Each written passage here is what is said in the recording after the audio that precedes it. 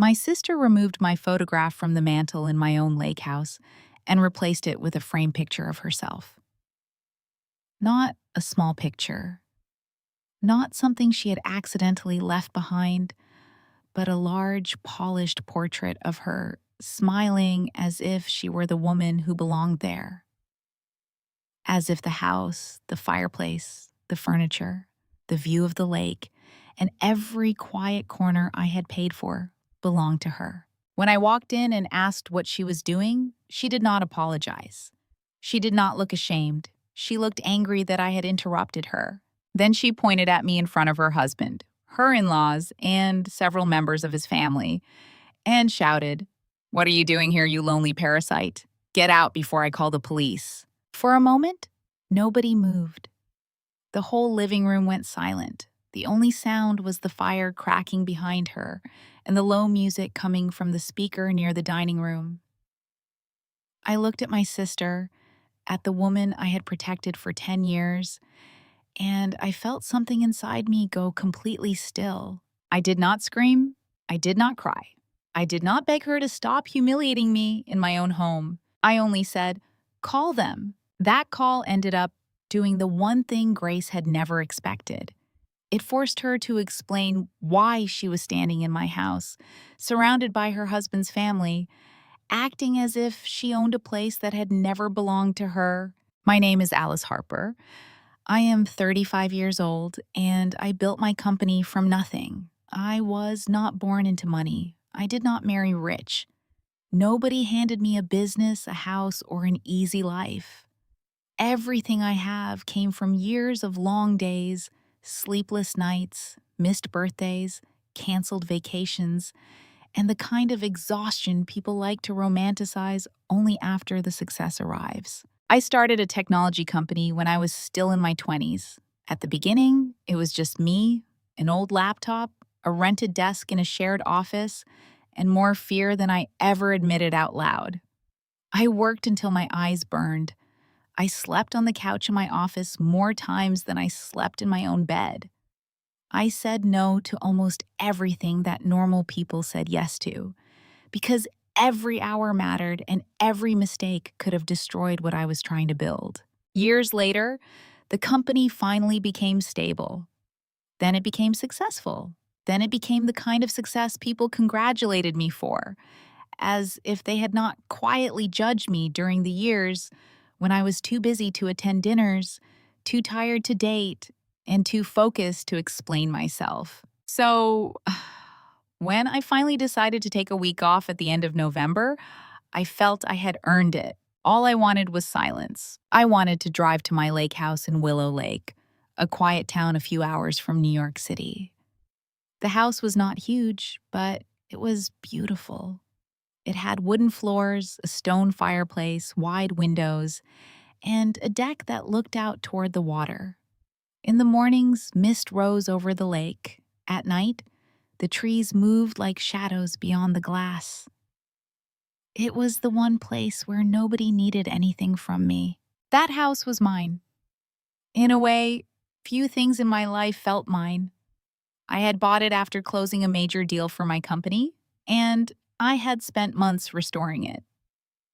I chose the furniture myself. I chose the rugs, the curtains, the lamps, the dishes in the kitchen, even the old brass hooks by the back door. On the mantel above the fireplace, I kept one photograph of myself with my parents. It had been taken the summer before they died. My mother's arm was around my waist. My father was laughing. I was young enough in that picture to believe my family would always remain whole. My younger sister, Grace, was 27. She was married to Arthur Delaney. Years earlier, when I still trusted her, I had given her a spare set of keys to the lake house. I told her she could use it sometimes, but only if she told me first. That was the rule. One simple rule. If you want to go, tell me first. It was not complicated. It was not cruel. It was basic respect. I owned the house. I paid the taxes, the insurance, the utilities, the maintenance, the cleaning fees, everything.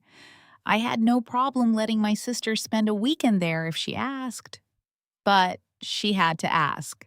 That Wednesday afternoon, I left the city later than planned. Before driving out, I stopped by my office to finish a few things and picked up a leather folder containing property tax receipts, utility bills, insurance paperwork, and maintenance documents for the lake house. I planned to review them while I was away. My idea of rest was apparently sitting by a fire with paperwork and coffee, but at least nobody would interrupt me. The drive was awful. Traffic was heavy leaving the city. The roads were crowded, the sky was gray, and by the time I reached the last stretch toward Willow Lake, it was already dark. Cold rain tapped against the windshield. I was tired, but underneath the exhaustion, I felt almost peaceful. I kept imagining the smell of the fireplace, the quiet rooms, the clean sheets waiting upstairs, and the first night in months when I would not hear my phone ringing with someone else's emergency. Then I pulled into the driveway and saw Grace's white SUV parked beside the garage. I stopped the car and stared. The SUV was in her name, but I had been paying for it for almost 2 years. I had paid the down payment, I paid the monthly installments, I paid the insurance when she forgot. She had begged me for that car, saying she needed it because Arthur's parents had medical appointments and they could not keep relying on taxis. She had cried in my office, telling me she only wanted something safe and reliable for family responsibilities. Beside her SUV was another car I did not recognize. I checked my phone. No missed calls from Grace, no messages, no request, no apology, nothing. My stomach tightened. I got out of the car slowly. The cold air hit my face. As I walked toward the front door, I heard voices inside. Many voices. Laughter, music, plates moving. Someone called out from the kitchen, and another person laughed loudly. My house sounded full. I stood there for 1 second with my key in my hand, already knowing something was wrong, but still not prepared for what I would find. Then I unlocked the door and stepped inside. The entryway was covered with shoes and boots that did not belong to me. Someone had thrown a coat over the small bench near the door. A wet umbrella leaned against the wall, dripping onto the wooden floor. A handbag sat on top of the antique table where I usually kept a bowl for keys. The smell of food and wine filled the air. Roasted meat, sauce, perfume, smoke from the fireplace, and the stale heaviness of people who had been drinking for hours. I walked into the living room. There were 8 people there. Arthur was sitting on my sofa with a glass of red wine in his hand. His parents were standing near the fireplace. His brother and his brother's fiancée were by the window. 2 older relatives I barely remembered from the wedding sat at my dining table, picking at dessert. Another woman was coming out of the hallway with one of my guest towels over her shoulder. They were not visiting politely. They were settled in. The dining table was a mess. Plates with dried sauce, half-eaten slices of meat, used napkins, empty bottles, crumbs, cake smeared across dessert plates, glasses everywhere. My chairs were covered with coats and jackets. Someone had dragged an extra chair from the study. Someone had moved a side table without even putting it back. The kitchen counter was crowded with serving dishes, dirty knives, open containers, and bottles of wine from my cabinet. And then I saw the mantel. My photograph with my parents was gone. In its place was Grace's portrait. For a few seconds, I could not breathe properly. I stared at that picture of my sister smiling above my fireplace in the exact spot where my parents' photograph had always been. My parents, who had died when Grace was still a teenager. My parents, whose absence had shaped the last 10 years of my life. My parents, whose memory was one of the reasons I had bought that house in the first place. Everyone turned to look at me. Nobody looked ashamed. Arthur's mother, Margaret Delaney, was the first to speak. She straightened as if she were the hostess, and I had arrived without an invitation. "Alice," she said, forcing a tight smile, "we weren't expecting you." I looked at her, then at Arthur, then back toward the mantel. Margaret continued, her tone careful but annoyed. Grace told us you were away on business. Overseas, I think. She said the house was available. The words were so absurd that I almost laughed. She was standing in my home beside my fireplace after eating at my table, and somehow she made it sound as if I had been rude for arriving. Before I could answer, Grace came out of the kitchen. She had a bottle of wine in one hand and a wooden board with cheese and crackers in the other. She wore cream-colored pants, a pale sweater, and pearl earrings I had bought her the previous Christmas. She was smiling at someone behind her, but the moment she saw me, the smile disappeared. Her face hardened instantly. "What are you doing here?" she snapped. I stared at her. "What am I doing here?" "Yes," she said. "Why are you here?" "This is my house, Grace." She let out a short, ugly laugh. "Your house, please, Alice." The room became even quieter. Grace put the cheese board down on the table with a hard thud. "A lonely parasite like you has no reason to show up here and ruin everything. This house is practically mine now. You never use it. You don't have a family. You don't have anyone waiting for you. So why don't you just leave before I call the police?" My hands began to tremble. There are insults that hurt because they are loud, and there are insults that hurt because they reveal what someone has thought about you for a long time. Grace did not invent those words in that second. I could feel it. She had thought them before. Maybe she had said them before when I was not there. Maybe she had told Arthur I was lonely, bitter, selfish, pathetic. Maybe in her mind, my life only mattered because it paid for hers. I wanted to shout. I wanted to ask her who paid her rent, who paid for the SUV outside, who had paid for her university, her therapy, her groceries, her clothes, her phone bills, and every emergency she had created for years. But I forced my voice to stay calm. "I own this house," I said. "I did not lend it to you this week. I did not give you permission to bring people here, and I am not overseas." Arthur's father, Thomas Delaney, stood up slowly.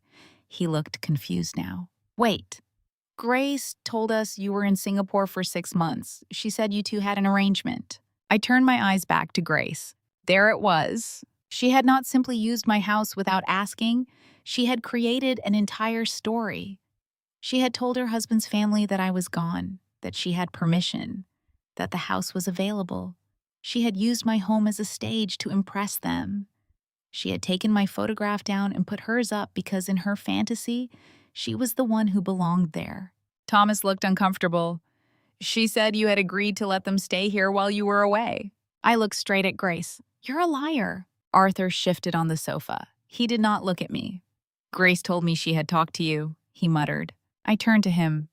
"And you believed her because it was convenient for you." His face flushed, but he said nothing. Grace slammed the wine bottle onto the table.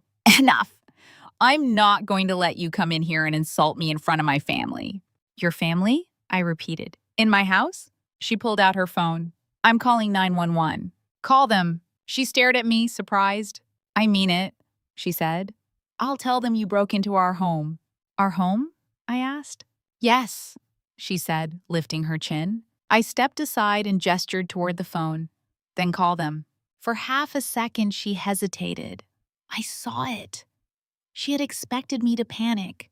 She had expected me to lower my voice, to beg her not to embarrass me, to protect her from the consequences of her own lie. That was what I had done for years. I had cleaned up her messes quietly. I had paid bills quietly. I had swallowed insults quietly. But not that night. So she called. While Grace spoke to the operator in a dramatic, trembling voice, telling them that a relative had entered the property and was harassing her guests, I walked through the house. The bedrooms were worse than I imagined.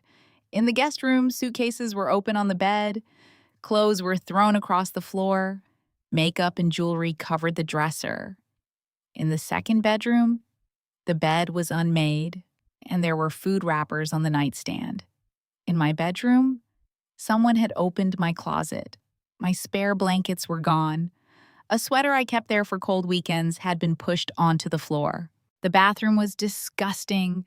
Wet towels were piled in the corner. Toothbrushes that were not mine stood near the sink. There was makeup smeared on one of my white hand towels. A bottle of shampoo had spilled across the counter.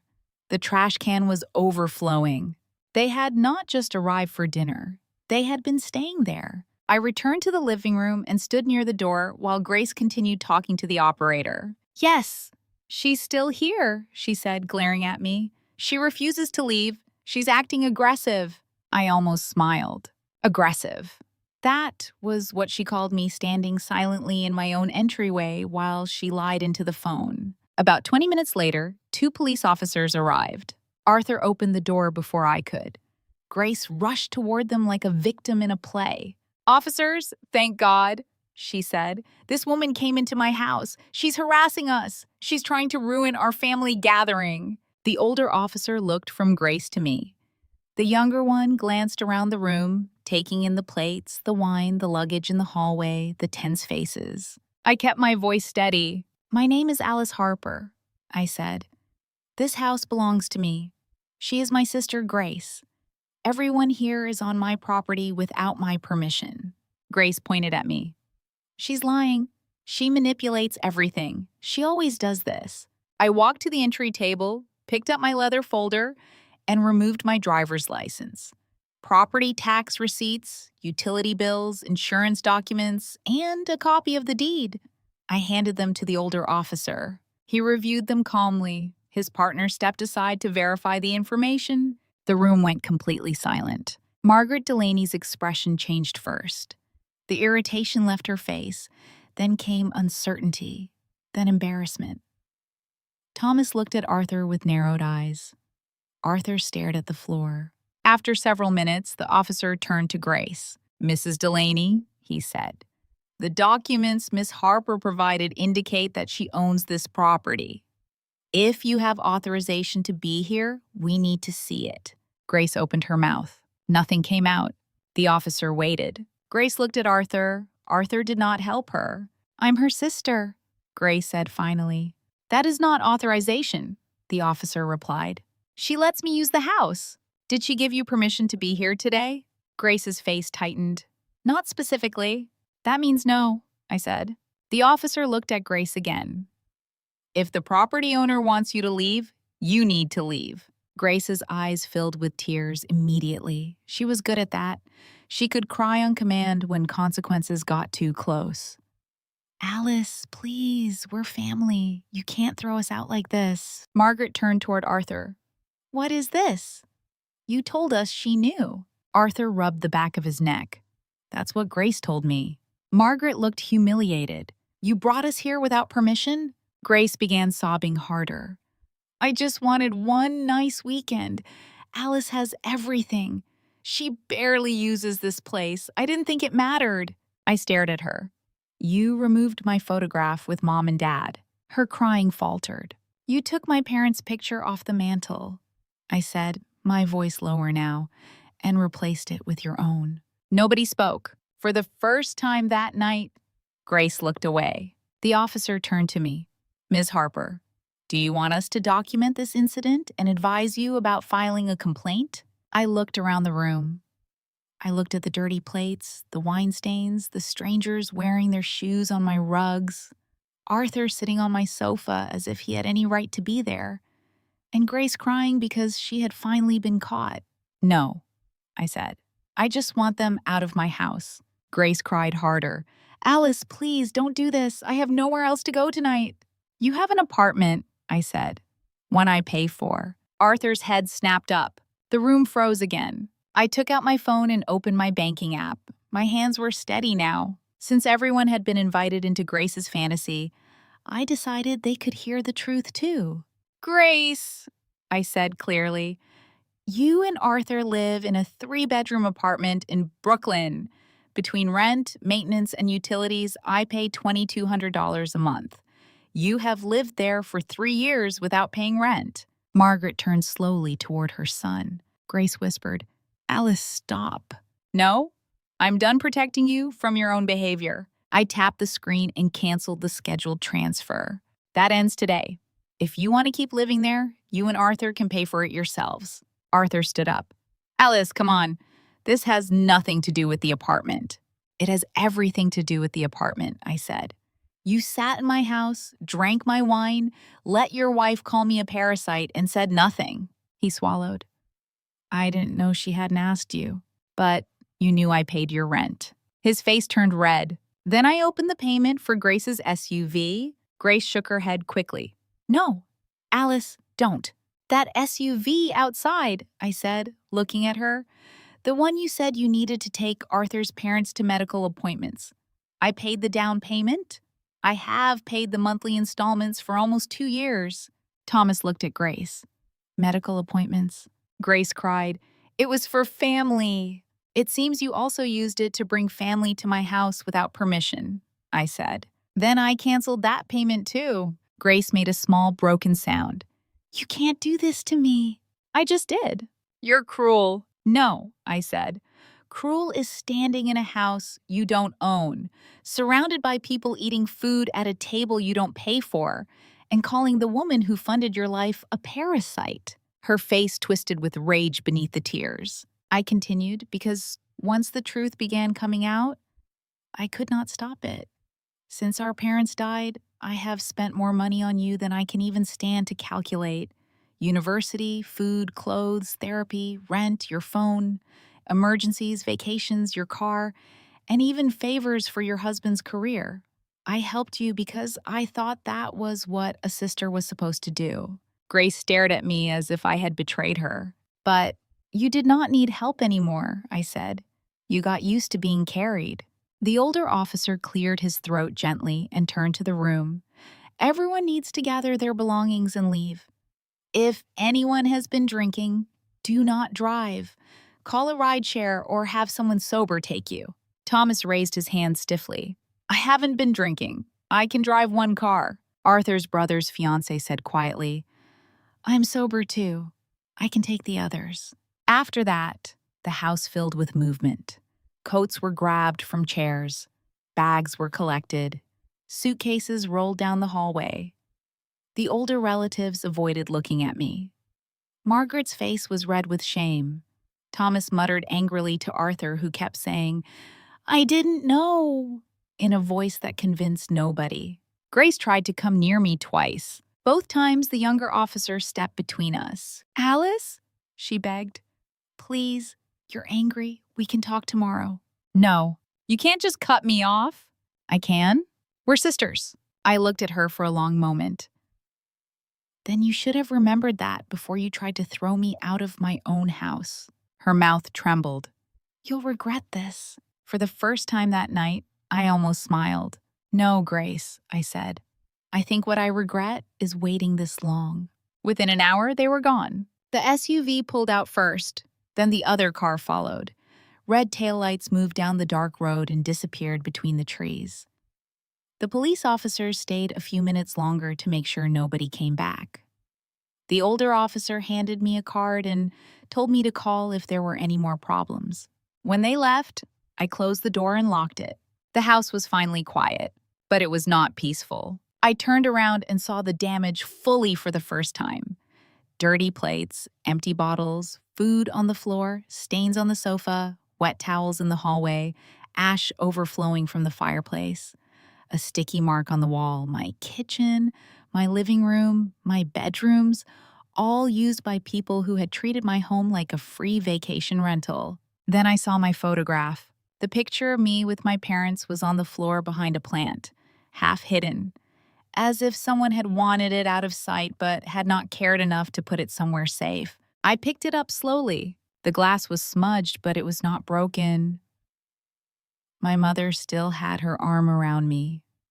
My father was still laughing. I stared at their faces and felt the anger drain out of me, leaving something heavier behind. Grief, not just for them, for myself. For the 10 years I had spent confusing love with responsibility. For every time Grace called and I answered. For every bill I paid because I was afraid not paying it would make me a bad sister. For every insult I swallowed because she was younger, because she had suffered too, because I had promised myself I would take care of her. I sat down carefully on the edge of the stained sofa, holding the frame against my chest. That was when I finally cried. Not loudly, not dramatically, just quiet tears in the middle of a house that suddenly felt less like a sanctuary and more like a crime scene. When our parents died, I was 25 and Grace was 17. She had looked so small at the funeral, standing beside me in a black dress, her face pale and empty. I remembered holding her hand at the cemetery and making a promise I never said out loud. I will take care of you. And I had. For 10 years, I had taken care of her. I gave her a home. I paid for her school. I paid for therapy when she said she needed it.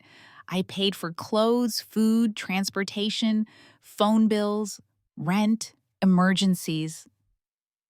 When she graduated and did not want a regular job because she said she was creative, I gave her time. When she married Arthur and said they only needed help for a few months, I paid their rent. When she cried about needing a car, I bought her safety. At least, that was what I had believed. But sitting there with my parents' picture in my hands, I understood something I should have understood years earlier. I had not been helping Grace stand. I had been teaching her that she never had to. That night, after midnight, I stood up and began cleaning. I threw away food, gathered bottles, washed dishes, wiped counters, scrubbed the dining table, collected trash, stripped the beds, and opened the windows even though the air was freezing. I cleaned because I could not sleep in their mess. I cleaned because rage needed somewhere to go. I cleaned because every plate I washed felt like removing one more piece of Grace's entitlement from my life. By the time I put my parents' photograph back on the mantle, it was almost 4 in the morning. I stood there for a while looking at it. Then I whispered, "I'm sorry." I did not know whether I was apologizing to them or to myself. Maybe both. The next morning, I called a locksmith. By late afternoon, every lock in the house had been changed. Front door, back door, side entrance, garage access, everything. The old keys Grace had carried for years were useless now. When the locksmith handed me the new keys, I felt something I had not felt in a long time. Relief. Grace no longer had a way into my house, and for the first time, I began to wonder if maybe she no longer had a way into my life either. For the rest of that day, I moved through the lake house like a woman learning the shape of her own silence again. The locksmith's van disappeared down the road. The new keys sat heavy in my palm, and for the first time since I had arrived, there was no one else's voice inside the house. No laughter that did not belong there. No music, no Grace crying dramatically in the living room. No Arthur pretending confusion would save him from responsibility. Just the quiet creak of old wood, the faint wind against the windows, and the slow crackle of the fire I had built for myself. I placed the new keys in the ceramic bowl by the door and stood there for a long time, staring at them. It should have been a small thing. Metal, teeth, a new lock. But those keys felt like a border. For 10 years, Grace had crossed every border I had tried to draw. She crossed them with tears, with emergencies, with guilt, with memories of our parents, with that soft, wounded voice she used whenever I hesitated. She had crossed into my time, my money, my home, my peace. And I had let her, because somewhere along the way, I had mistaken access for love. Now, for the first time, there was a door she could not open. I made coffee, even though it was already late afternoon. I carried the mug into the living room and looked at the mantel. My parents' photograph was back where it belonged. I had cleaned the glass until my mother's face was clear again, until my father's smile no longer appeared behind smudges left by someone else's careless hands. Still, I could not stop seeing the empty space where it had been. I could not stop imagining Grace taking it down. Had she hesitated? Had she felt even a flicker of shame holding our parents' picture in her hands? Or had she simply moved it aside because it ruined the story she wanted to tell? That question stayed with me longer than it should have. I tried to imagine her standing in front of the fireplace with Arthur's family around her. Maybe Margaret had complimented the house. Maybe Thomas had said the stonework was beautiful. Maybe Arthur's brother had joked that Grace and Arthur were living better than anyone expected. And maybe Grace, instead of telling the truth, had smiled and allowed the admiration to settle on her shoulders like a coat she had stolen from my closet. That was what hurt most. Not that she used the house, not even that she lied. It was that she had wanted to erase me from it. She did not simply enter my space. She replaced me inside it. By evening, the house was clean enough to breathe in again. But it still did not feel the way it had before. I kept finding small traces of them. A receipt under the dining table, a strand of hair in the bathroom sink, a bottle cap beneath the sofa, a smear of lipstick on a wine glass I had missed. Each discovery sent a fresh wave of disgust through me. It was not about the objects themselves. It was about the attitude behind them, the assumption that someone else would clean up, someone else would pay, someone else would absorb the damage. That had been Grace's entire life with me. I ate soup standing at the kitchen counter because sitting at the dining table still made me angry. Then I poured the rest into a container, washed the pot, and turned off my phone again. It had been buzzing all day before I silenced it. Grace, Arthur, Margaret. Unknown numbers. I did not listen to the voicemails. I did not read the texts. I knew the pattern too well. First would come outrage. How could you do this to us? Then disbelief. You cannot seriously mean it. Then guilt. After everything we have been through, after Mom and Dad, after all I suffered. Then panic. Please, Alice, answer me. We need to talk. You are destroying our lives. But the one message that would never come was the only one that might have mattered. I am sorry. Not, I am sorry you got upset. Not, I am sorry things got out of hand. Not, I am sorry, but you know I was stressed. A real apology. A clean one. An apology that named what she had done without covering it in excuses. I knew Grace well enough to know that message would not arrive. That night, I slept in my own bedroom after changing the sheets twice. I locked the door, even though the locks had been changed. The habit of fear had already entered the house. I lay awake under the blankets and listened to the wind move through the trees. I thought sleep would not come, but exhaustion eventually pulled me under. The next morning, I woke before sunrise. The lake outside was silver and still, covered in a thin skin of mist. I made coffee, wrapped myself in a sweater, and stepped out onto the deck. The air was freezing.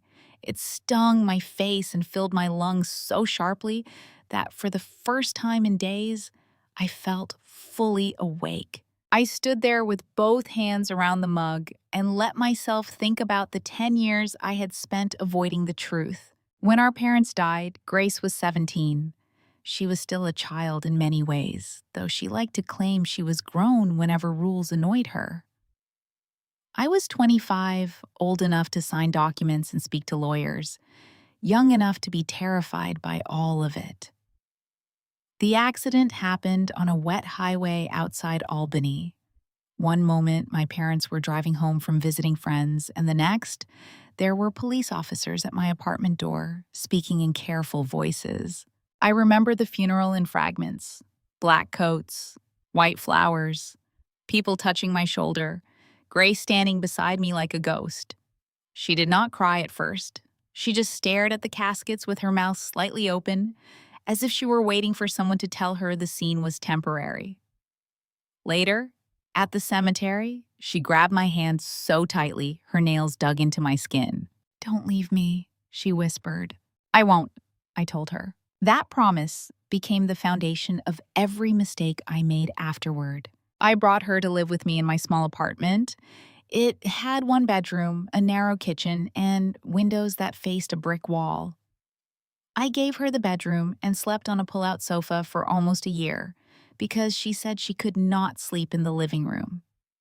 I paid for her school supplies, her clothes, her lunches, her therapist, her phone, the little things teenagers need and the big things grieving teenagers demand because pain makes every want feel urgent. At first, I did it gladly. She was my sister. She was young.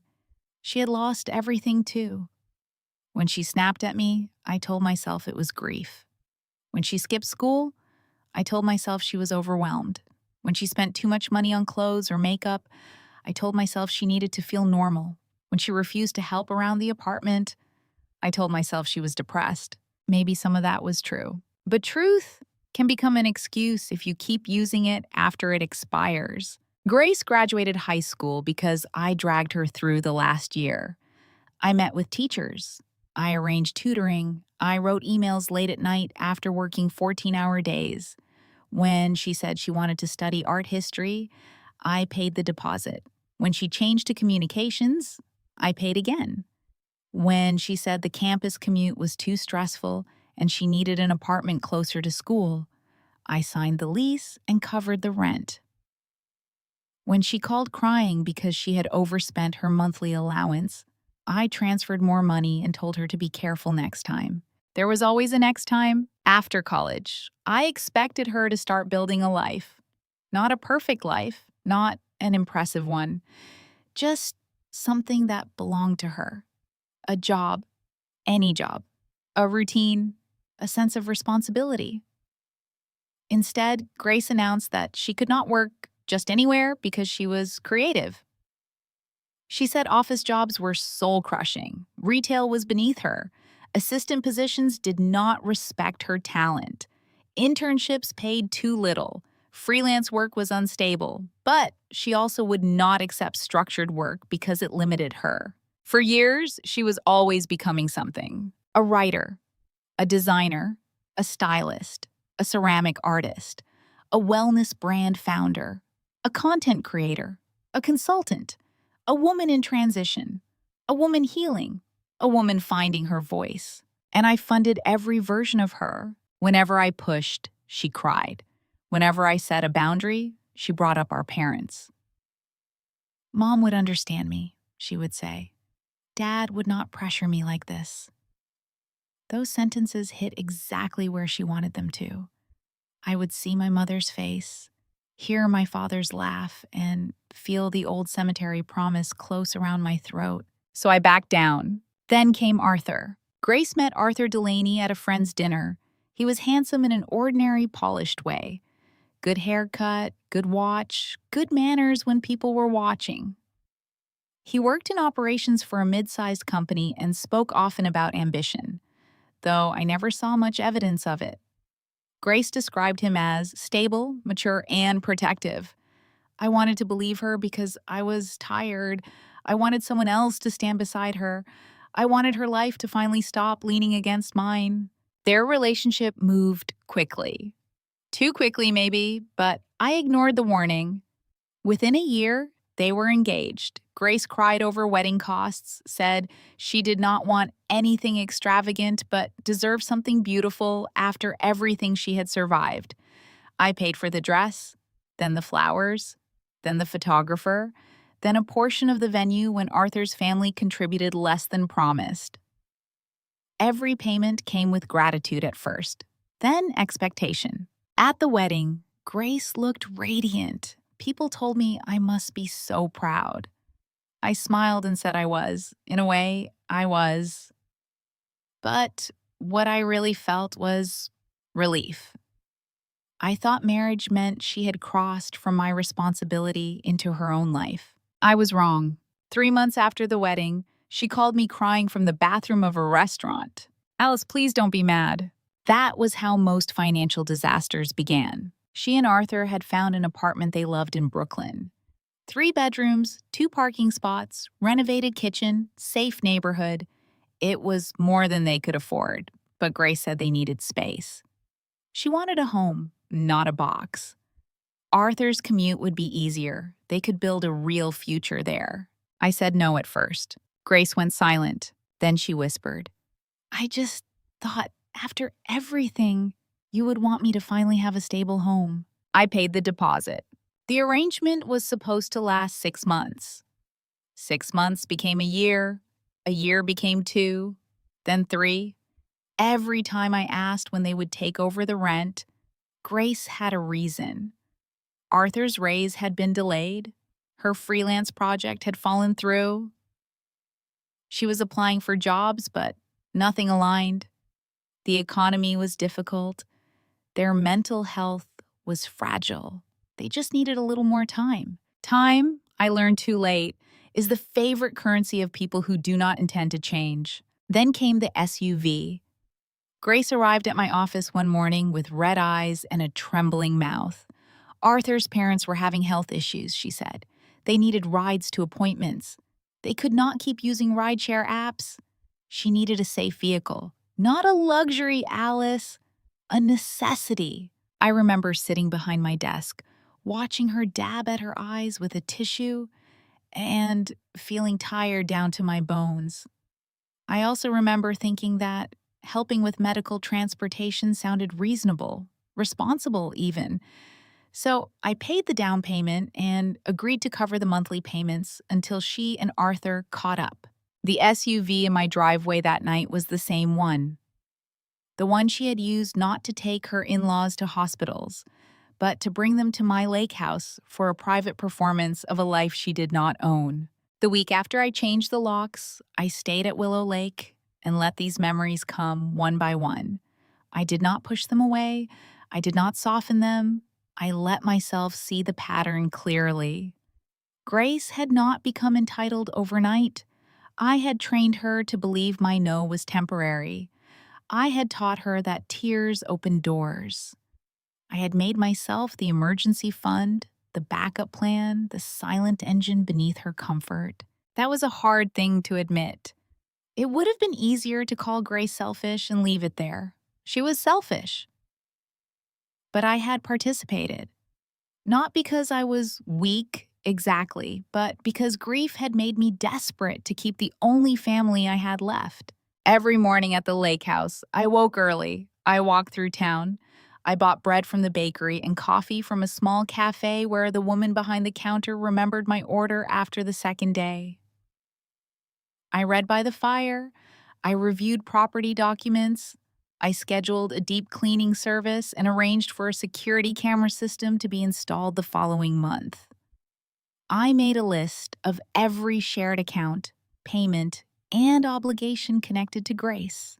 The list was longer than I wanted to admit. Rent, SUV payment, insurance, phone plan, a small credit card I had co-signed years ago, streaming accounts, a storage unit she had claimed was temporary, automatic transfers I had forgotten existed, little leaks in my life, each one attached to Grace's name. One by one, I began closing them. Some required calls, some required emails, some required passwords I had not used in years. Each cancellation felt small, almost administrative, but together they formed something larger, a withdrawal, a reclamation. I was not punishing Grace. I was removing myself from a role I should never have accepted permanently. Grace kept calling. At first, I watched her name appear on the screen with a tightening in my chest. By the third day, I felt nothing but irritation. Arthur called too. Margaret called once, then twice. Thomas left one voicemail, which I did not play. Unknown numbers appeared, likely relatives or friends recruited into Grace's emergency chorus. I deleted everything. On the 5th day, I finally read one text from Grace. "You are being insane. We need to talk like adults." I almost replied, "Adults do not call the police on homeowners from inside stolen weekends." Instead, I deleted it. Another message came an hour later. "Mom and Dad would be ashamed of you." That one sat on the screen for a long time. There it was. The old weapon, the cemetery, the promise, the open wound she knew exactly how to press. For 10 years, those words would have broken me. I would have called her. I would have explained, defended, apologized for the part of the conflict that was not mine. I would have transferred money just to make the guilt stop. This time, I looked at the message and thought of my parents' photograph on the floor behind a plant. Then I deleted it too. When I finally returned to the city, I did it with a clean house behind me and a silence inside me I did not yet recognize as peace. The drive back felt shorter. The city appeared slowly, gray buildings rising beyond the highway, traffic thickening, horns replacing wind. Normally, coming back from Willow Lake made me tense because the city meant work, pressure, responsibility. This time, I felt strangely steady. Work was not the burden. Grace had been. On Monday, I returned to the office. My assistant, Nadia, looked relieved when I stepped in. "You look rested," she said, then paused. "Actually, no. You look dangerous." I laughed for the first time in days. "Good." The morning filled quickly. Meetings, contract revisions, a product review, a budget discussion, ordinary problems with ordinary solutions. Nobody cried. Nobody accused me of betrayal because I asked for accountability. Nobody used our dead parents as leverage. By noon, I had almost convinced myself the worst was over. Then my phone rang. It was Daniel Pierce, the owner of Grace and Arthur's apartment. I had known the call would come. Still, seeing his name made the finality of my decision settle deeper. "Good afternoon, Alice," Daniel said when I answered. His voice was polite, careful. "Sorry to bother you. I wanted to ask about the rent transfer for Grace and Arthur's unit. It didn't come through." "That's correct," I said. A brief silence. "So it was not a banking issue?" "No." "I see." He cleared his throat. "May I ask if you intend to continue covering their rent?" "No. I will not be paying their rent anymore." He was quiet long enough for me to imagine him choosing a response. Daniel was a practical man. He owned several units, cared about timely payments, and had tolerated Grace and Arthur's lease only because my name and payment history stood behind them. "The current month is already covered," he said, "but their lease is up for renewal soon. Without your guarantee, I cannot extend under the same terms. I already sent them notice that they need to either provide proof of income and take over payments directly, or vacate at the end of the lease period. That is between you and them." They seemed surprised. I imagine they did. Grace said there was a family misunderstanding. I looked out through the glass wall of my office. My team moved beyond it, focused and competent. People who understood that actions created consequences. That is one way to describe trespassing in my house and calling the police on me. Daniel inhaled sharply.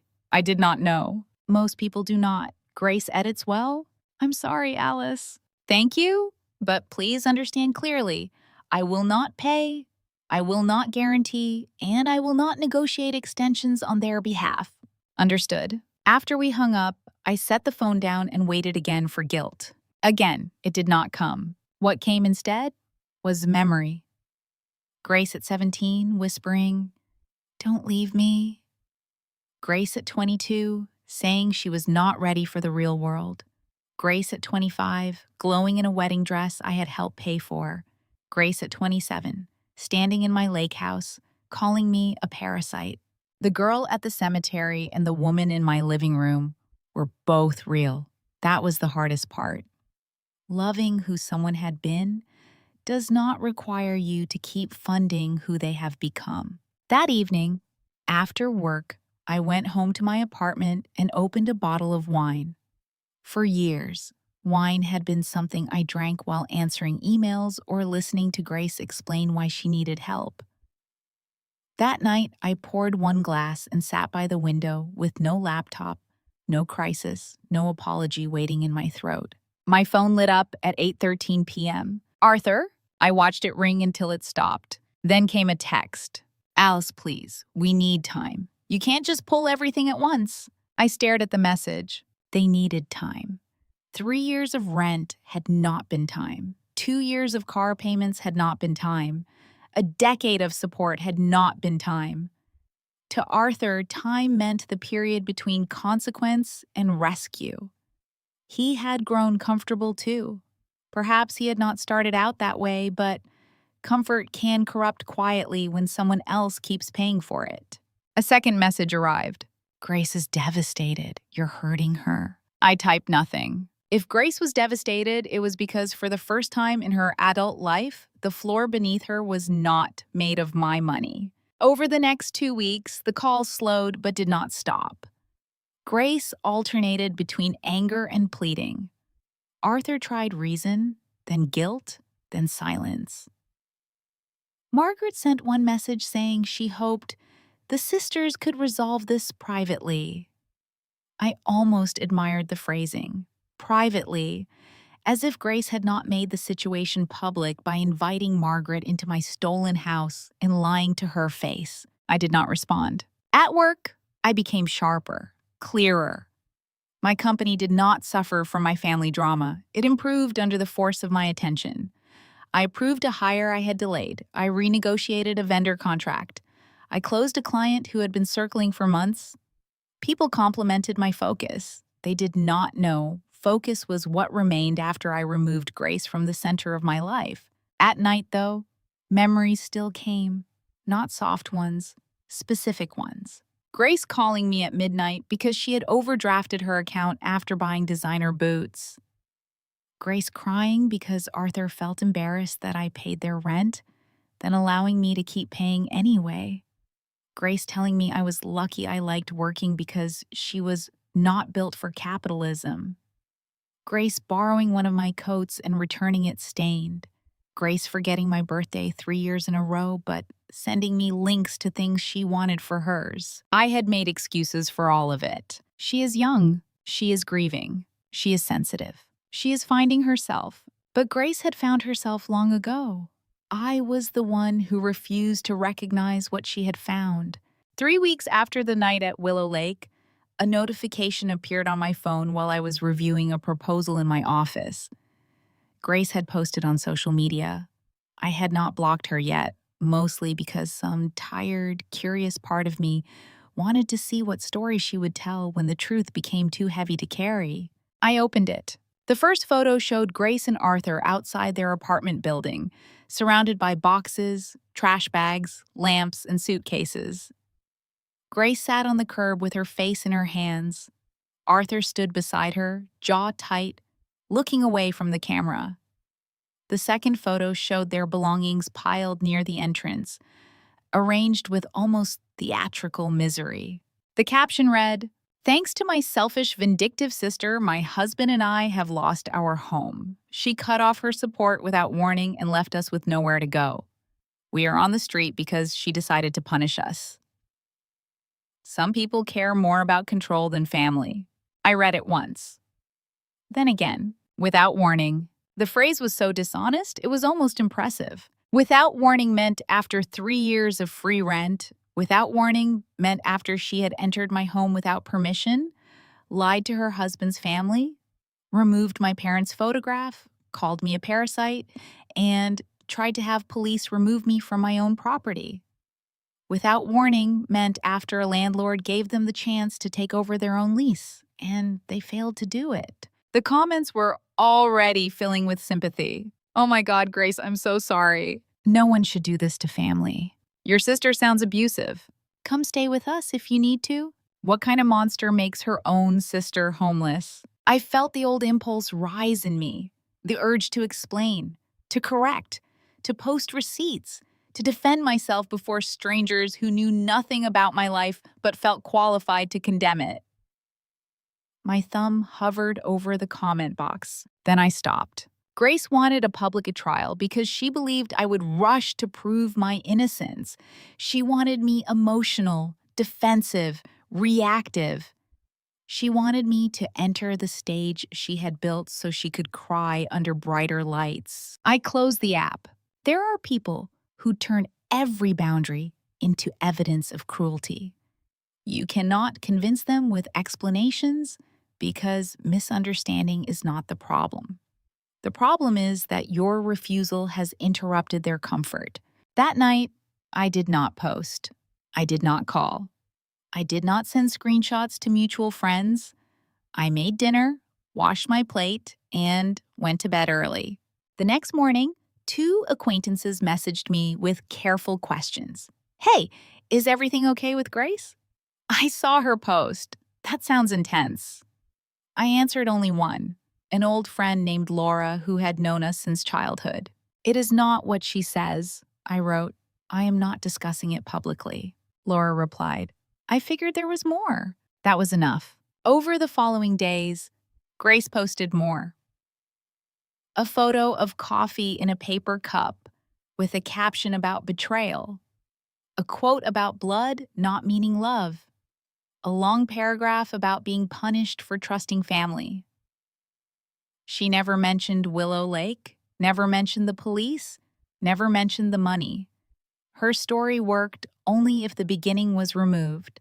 But I had finally stopped living inside her edits. One Friday evening, I drove back to Willow Lake.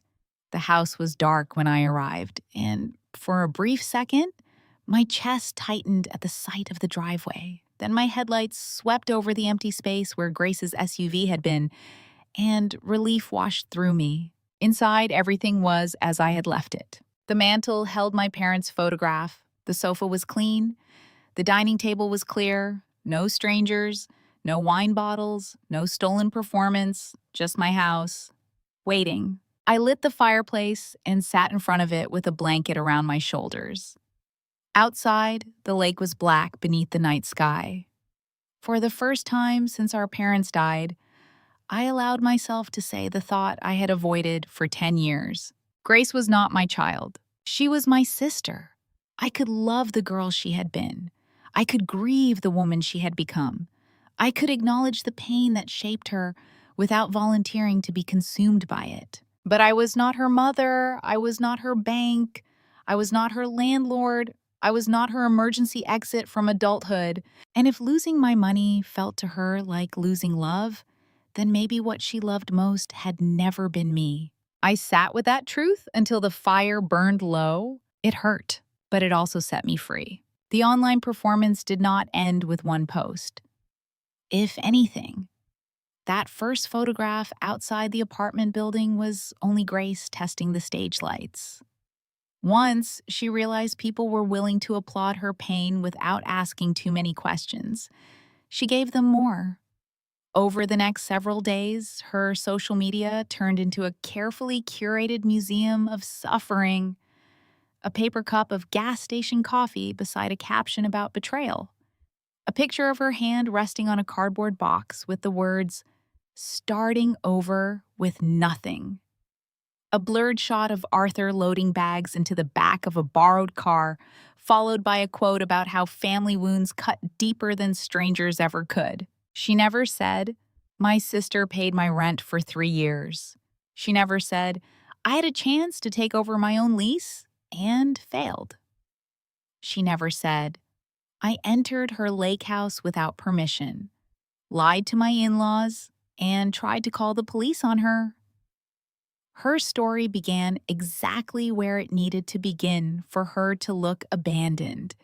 It began at the curb, with boxes around her and tears in her eyes, as if the universe had dropped her there without cause. I watched for a few days, not because I believed I owed her attention, but because it fascinated me in a cold, painful way.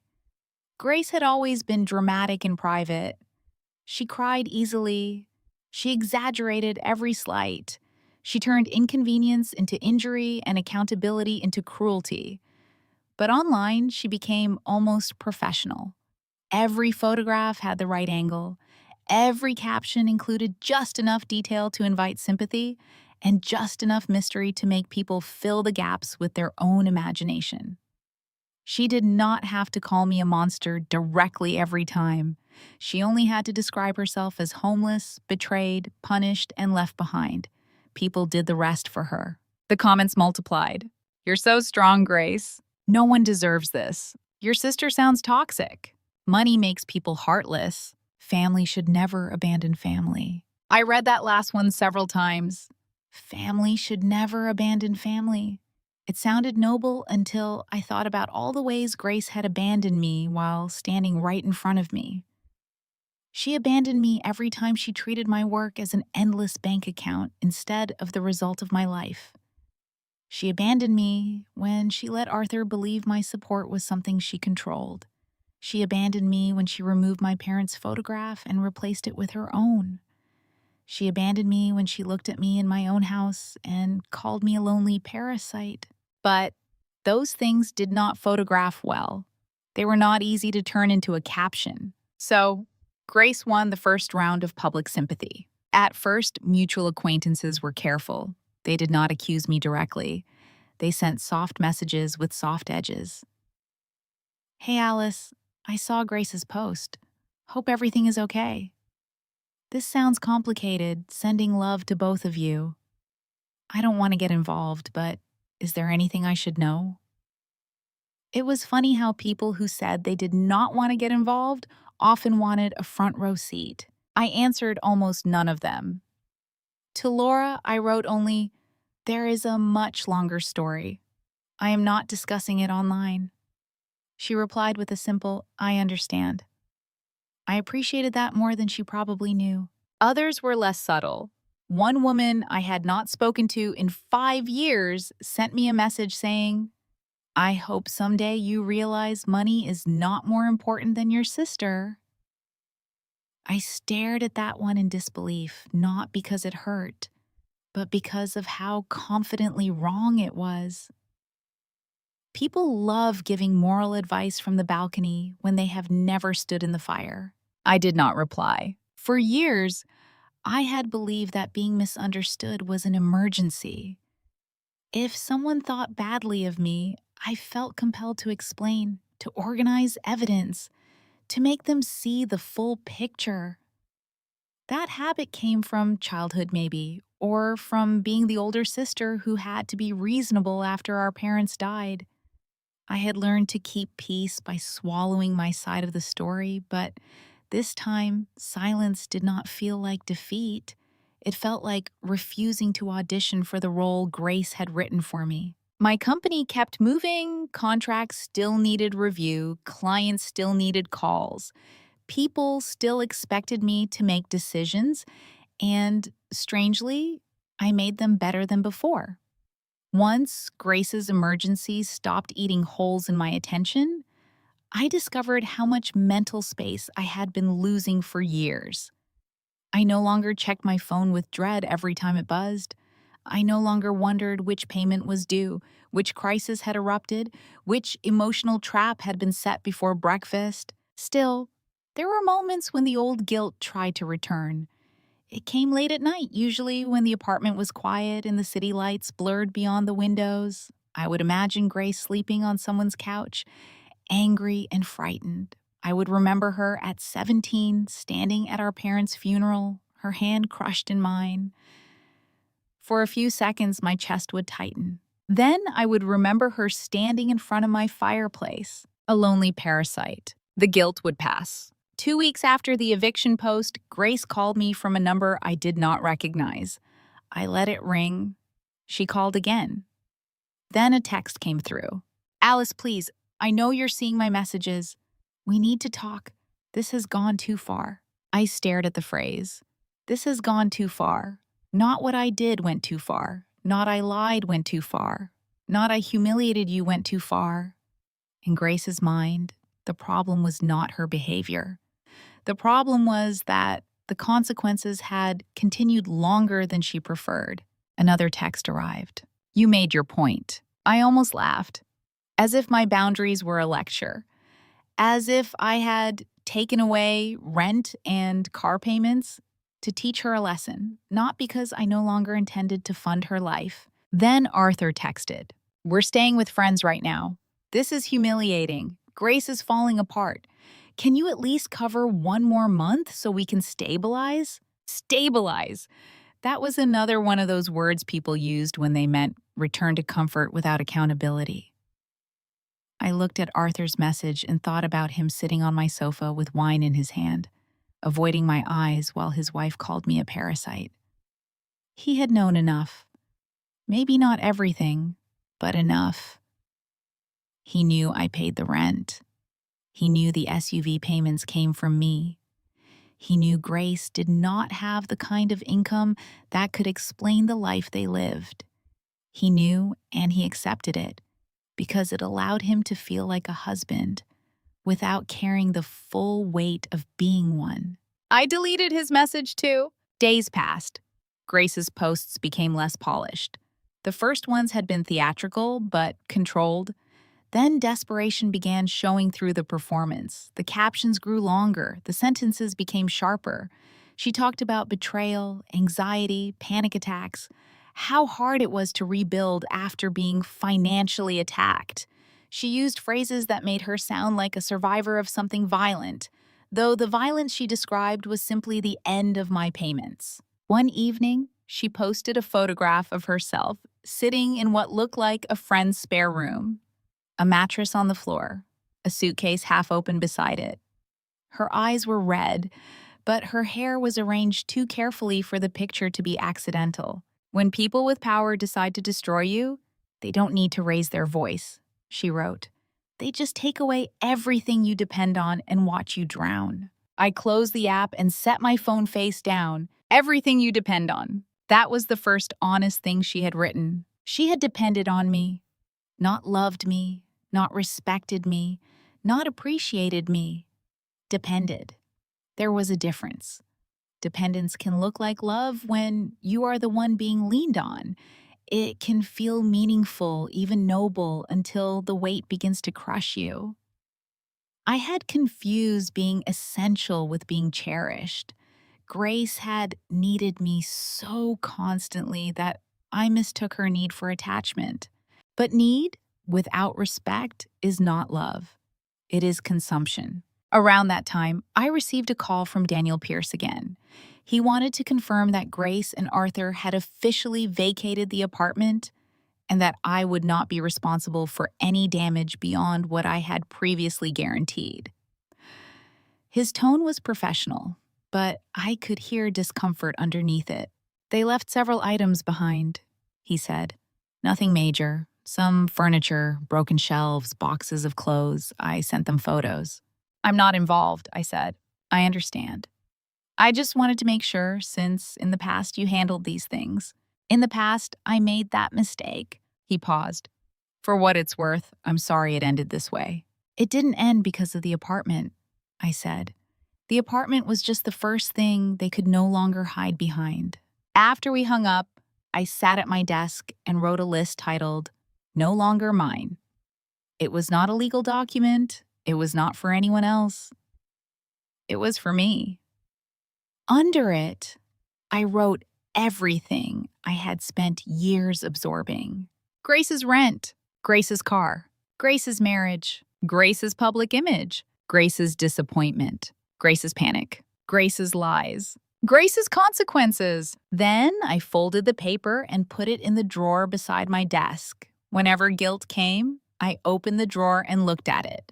No longer mine. Nearly 3 months after the night at Willow Lake, a letter arrived from the finance company that held the loan on Grace's SUV. It was addressed to me because I had been the one making the payments, though the vehicle itself was in Grace's name. I knew what it was before I opened it.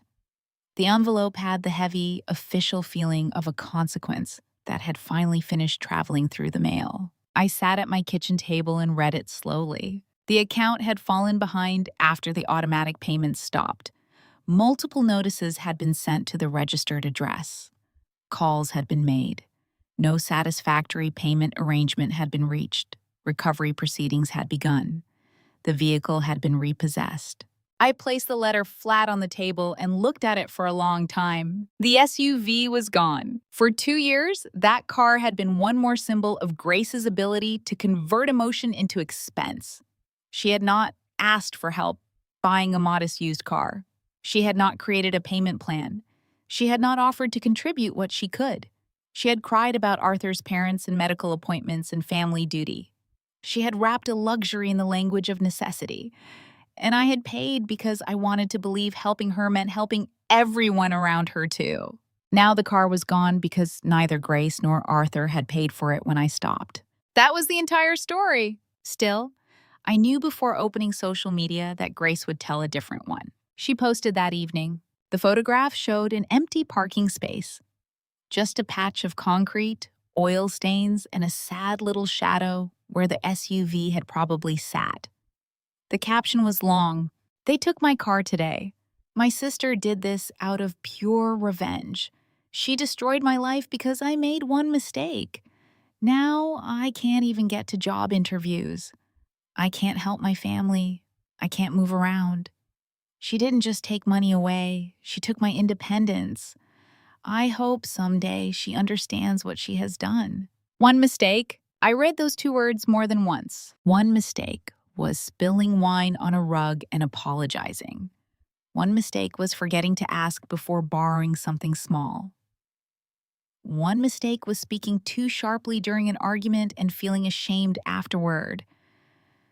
What Grace had done was not one mistake.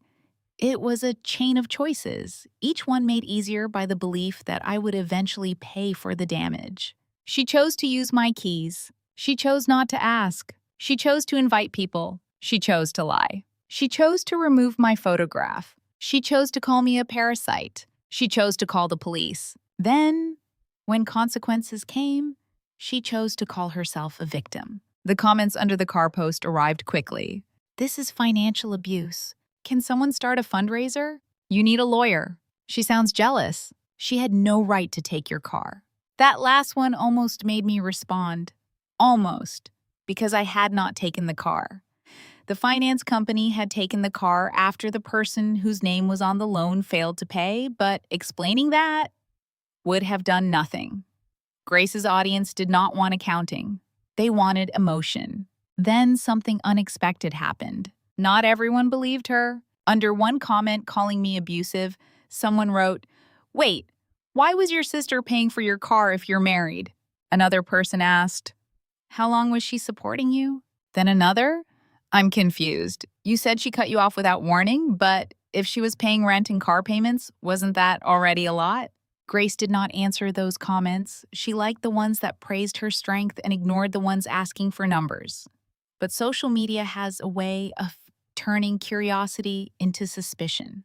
Once a few people noticed the missing pieces, the story became harder for her to control. The next day, she posted again, but this time the tone was defensive. For everyone asking invasive questions, you do not know my situation. Some families help each other because that is what love means. I should not have to explain private agreements to strangers. My sister knows what she promised. I stared at the word promised. Had I promised to pay forever? No. Had I promised to rescue her from adulthood indefinitely? No. The only promise I had made was to a terrified 17-year-old at a cemetery, and even that promise had never meant surrendering the rest of my life. But Grace had rewritten that promise too. In her version, "I will take care of you" had become, "You will never have to take care of yourself." That was the poison at the center of our relationship. Arthur called that night. For some reason, I answered. Maybe because enough time had passed. Maybe because I wanted to hear what he sounded like, without Grace staging the conversation. Maybe because curiosity can be its own form of weakness. "Alice," he said, and his voice was rough. "We need to talk." "No," I said. "You want money. Those are different things." He exhaled hard. "The car is gone." "I know." "Grace is devastated." "Grace is usually devastated when bills become real." "That's not fair." "What part?" He was silent for a moment. In the background, I heard muffled voices, maybe a television, maybe people moving around. "We're at my parents' house," he said finally. "It's not good. That is not my responsibility. She can't handle this. She is 27 years old. She's your sister. And your wife." That landed. I could hear it in the silence that followed. Arthur lowered his voice. "My parents are furious. They didn't know the situation. They thought we were doing better." Because Grace lied. "She exaggerates," he said weakly. She lies, I corrected. He sighed. Fine, she lies, but you know how she is.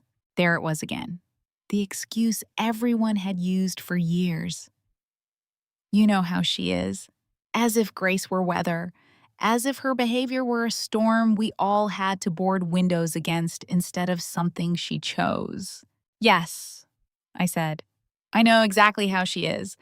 That is why I stopped paying. Arthur's voice sharpened. You think I don't feel humiliated? You think I wanted your help? I think you accepted it. I accepted it because Grace said it was temporary. 3 years is not temporary. He had no answer. I leaned back in my chair and looked out at the city lights. Arthur, I'm going to say this once. I am not calling your employer. I am not interfering with your job.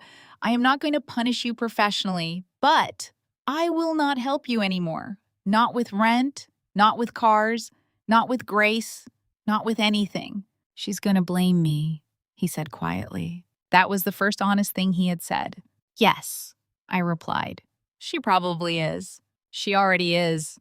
Then maybe you should ask yourself why you built a marriage on money that came from someone she despised. He hung up without saying goodbye. I did not call back. The next morning, Grace posted from Margaret and Thomas Delaney's living room. I recognized the room from old holiday pictures. Floral sofa, heavy curtains, polished wooden coffee table, framed family portraits arranged in perfect rows. Grace sat under a blanket with her hair pulled into a messy bun, looking pale and tragic. The caption was designed to wound.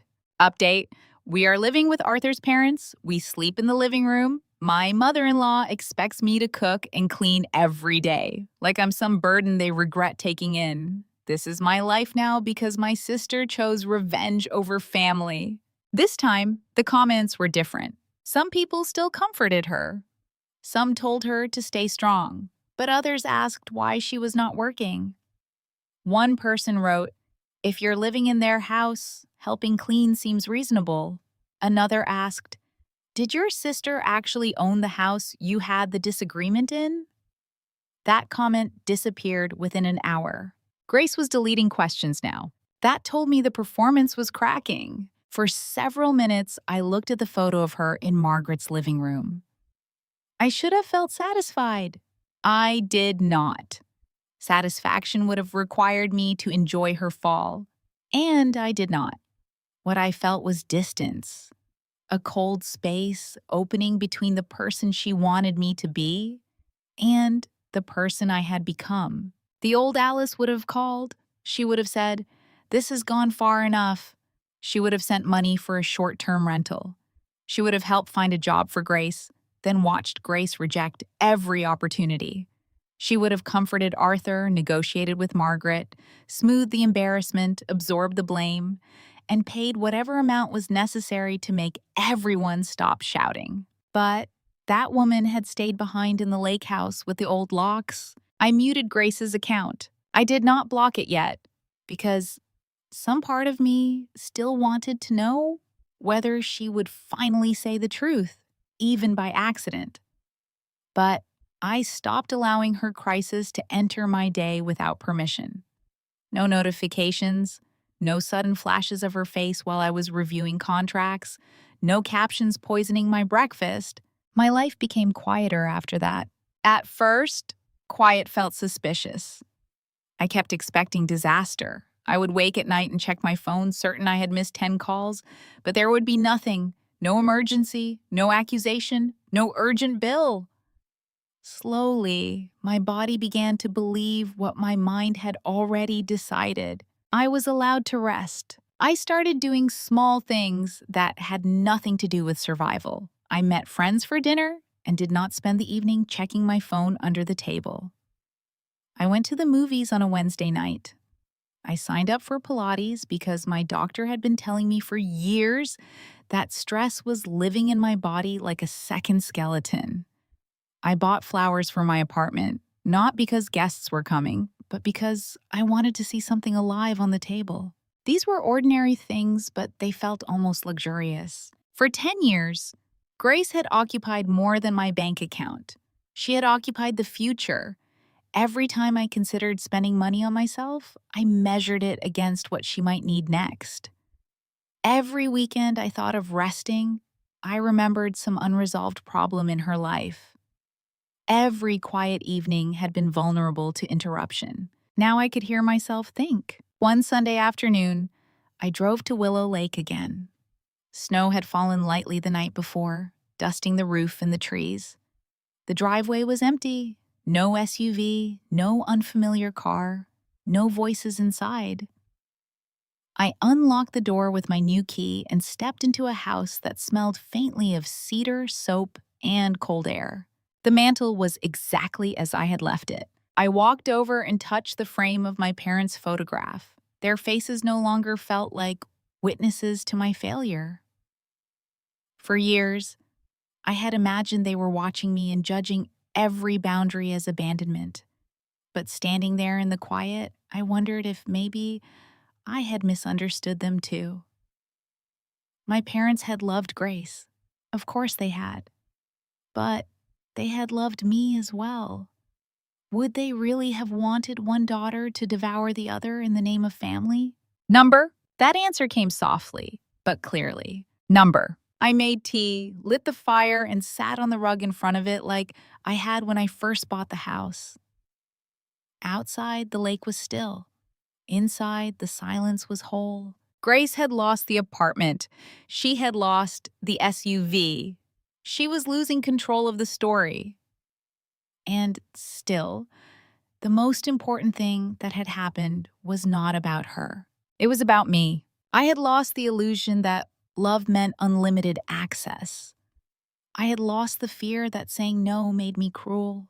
I had lost the role of savior, landlord, bank, mother, fixer, and shield. For the first time in 10 years, I was simply Alice, and that was enough. For a while, I believed silence would be the end of it. Grace had lost the apartment. The SUV had been repossessed. Her public story was starting to crack under the weight of its own missing details. I thought perhaps reality would finally do what I had failed to do for 10 years.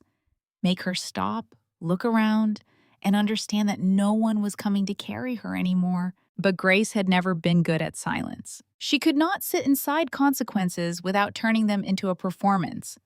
If she suffered, someone had to witness it. If she was uncomfortable, someone had to be blamed. If she was asked to contribute, she had to describe it as cruelty. That was how she survived the unbearable fact that other people had limits.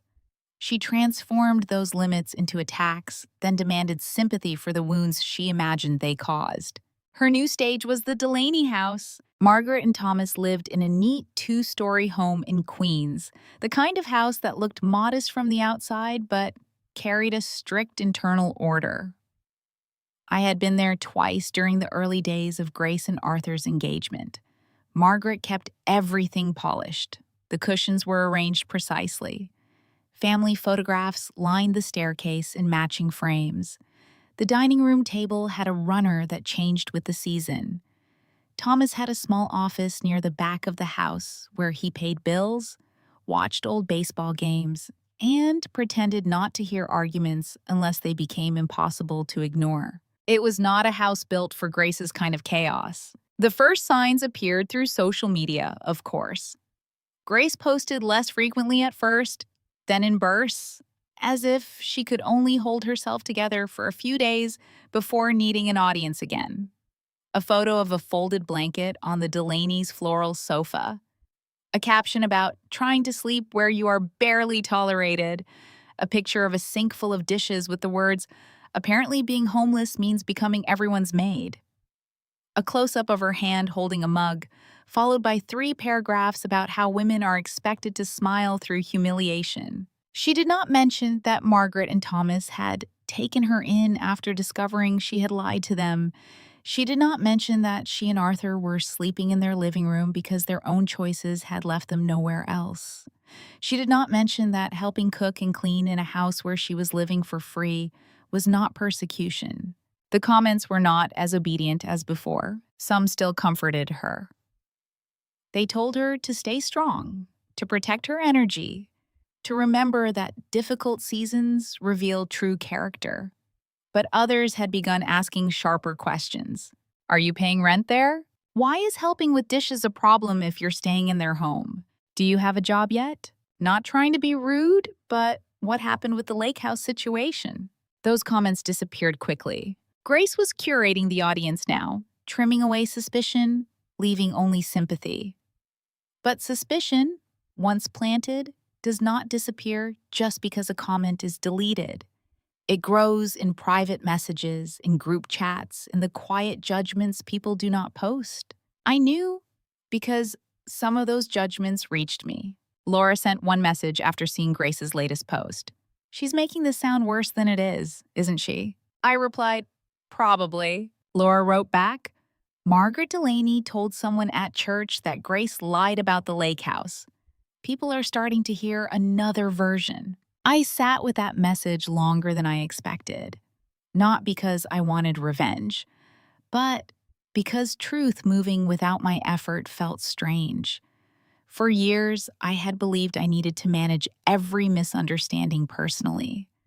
Now I was learning that lies do not always require your hands to collapse. Sometimes all you have to do is stop holding them up.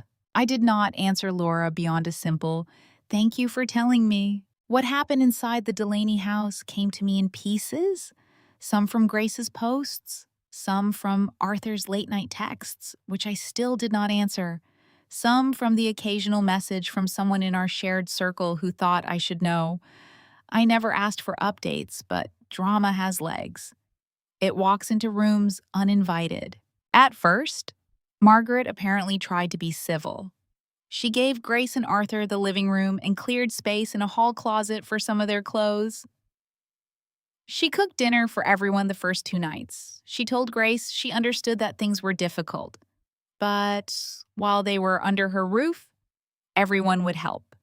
Breakfast dishes needed washing, laundry could not stay piled in the hallway. If Grace was home during the day, she could receive grocery deliveries, sweep the kitchen, and prepare something simple before Margaret returned from work. To most adults, these requests would have sounded reasonable. To Grace, they sounded like oppression. Arthur texted me once at 11:42 p.m. She's fighting with my mother every day. I did not answer. The next night, another text. She says mom is treating her like a servant. I deleted it. Then, 2 days later, my dad told me I need to get control of my household.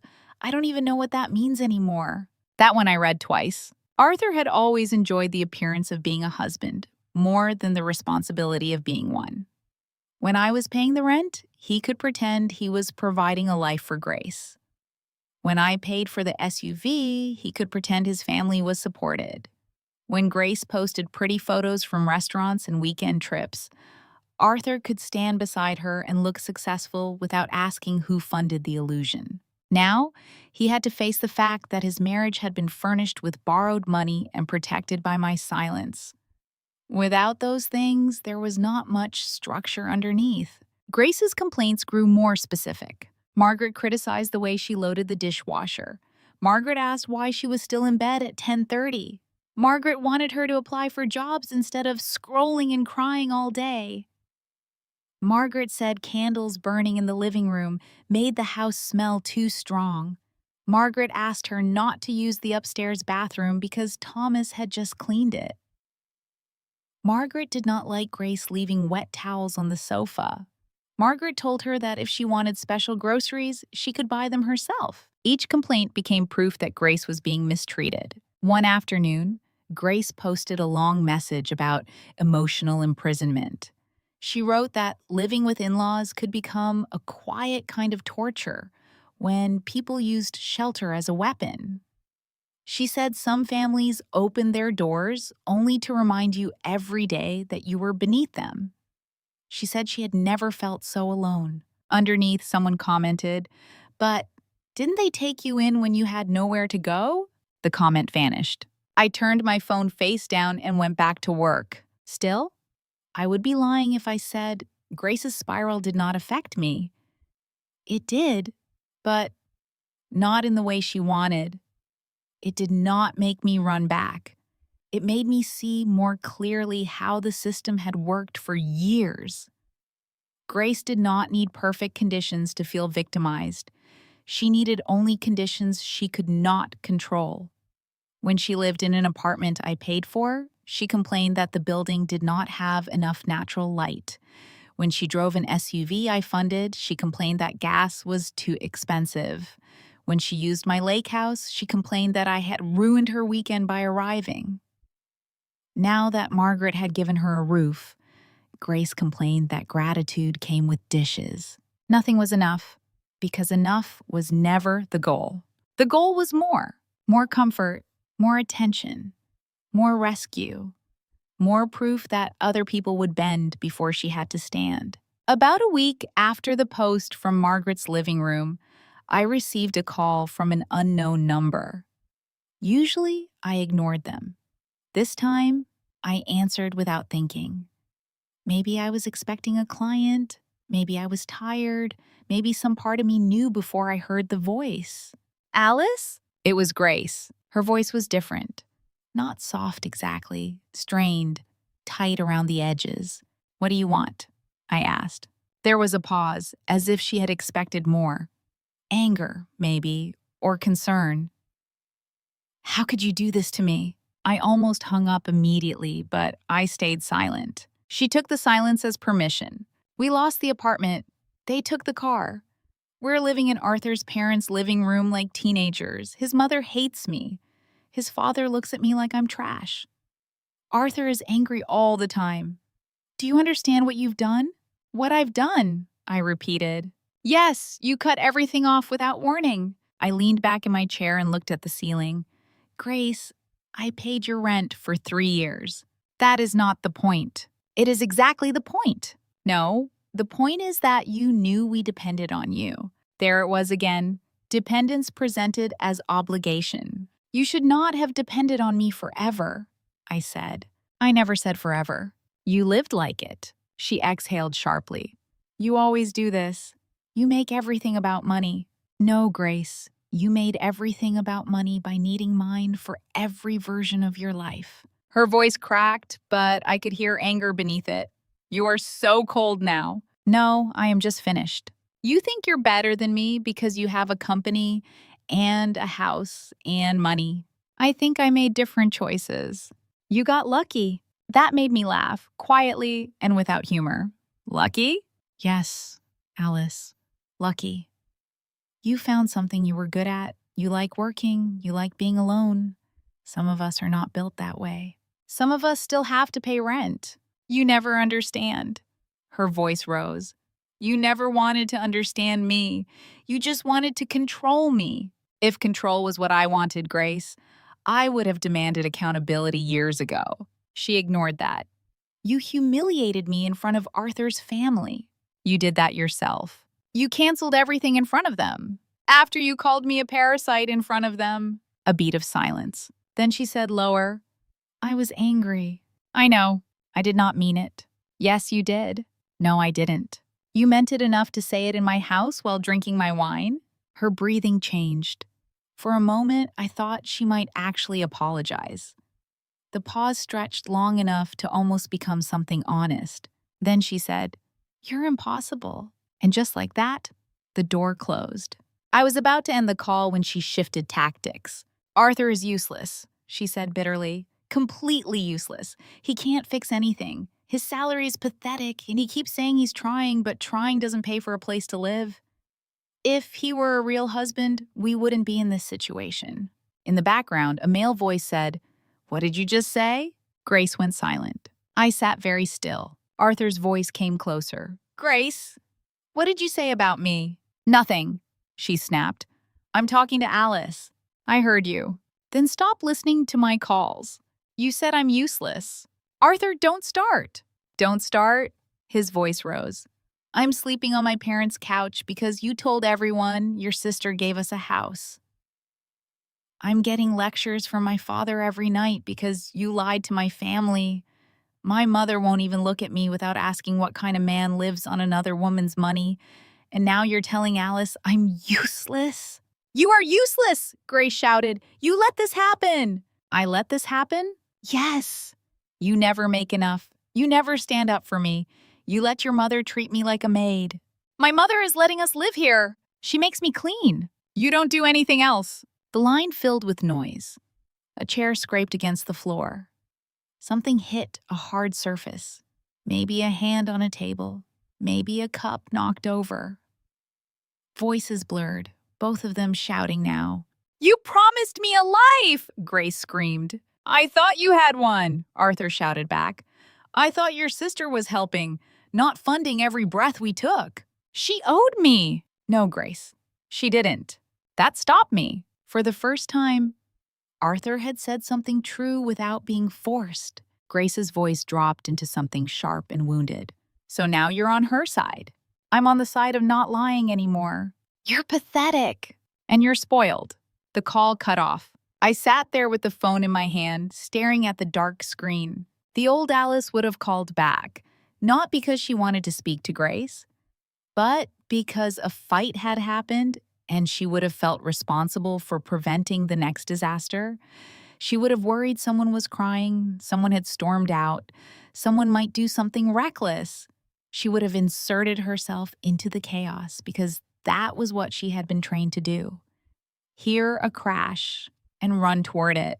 This time I placed the phone on the table. Then I poured myself a glass of wine. I did not feel joy. I did not feel satisfaction.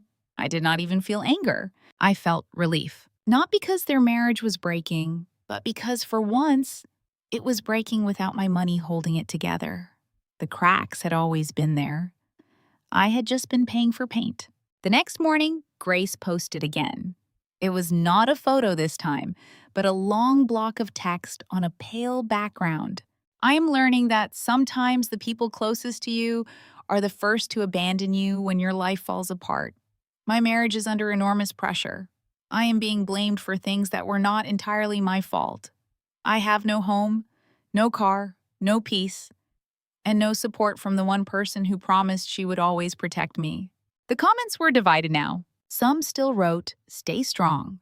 Some told her they were praying for her, but others were less gentle. Grace, you keep saying your sister promised to protect you. What exactly did that mean? Your husband should also be responsible here. Why were you living in a place you couldn't afford? Maybe stop posting and start applying for work. One comment stayed up for almost an hour before disappearing. Your sister didn't destroy your marriage. She just stopped paying for the illusion. I stared at that sentence. Whoever wrote it understood more than most. Grace deleted it, of course. Over the next few weeks, the Delaney house became a pressure cooker. Arthur stopped texting me as often. But when he did, the messages were shorter and more exhausted. She won't look for work. My mom wants a deadline. My dad says we need to leave by the end of the month.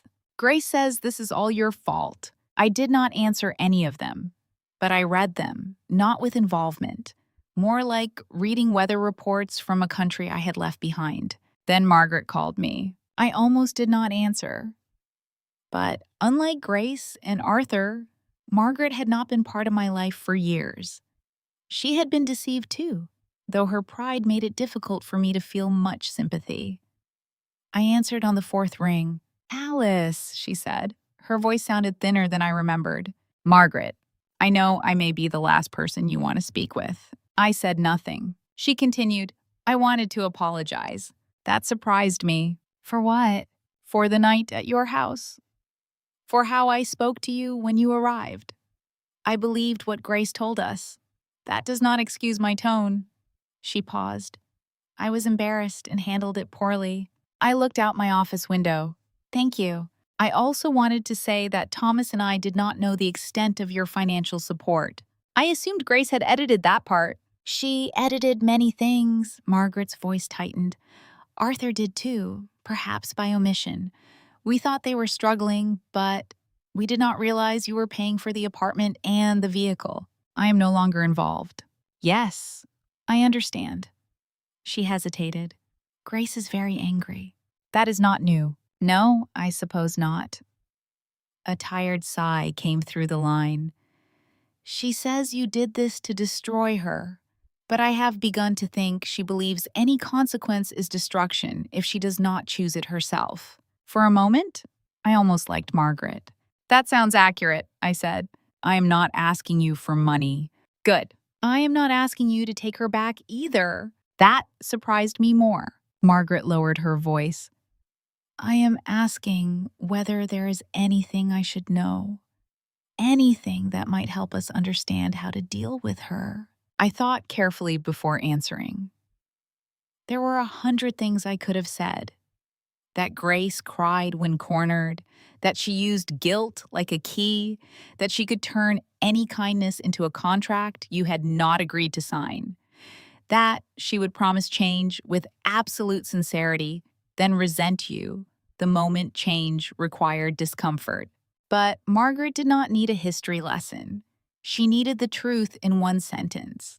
Do not give her anything you are not willing to give forever, I said. The line went quiet. Then Margaret said softly, I wish someone had told you that years ago. So did I. After that call, I felt strangely hollow. Not sad exactly, more like a long echo had moved through me. Margaret had apologized.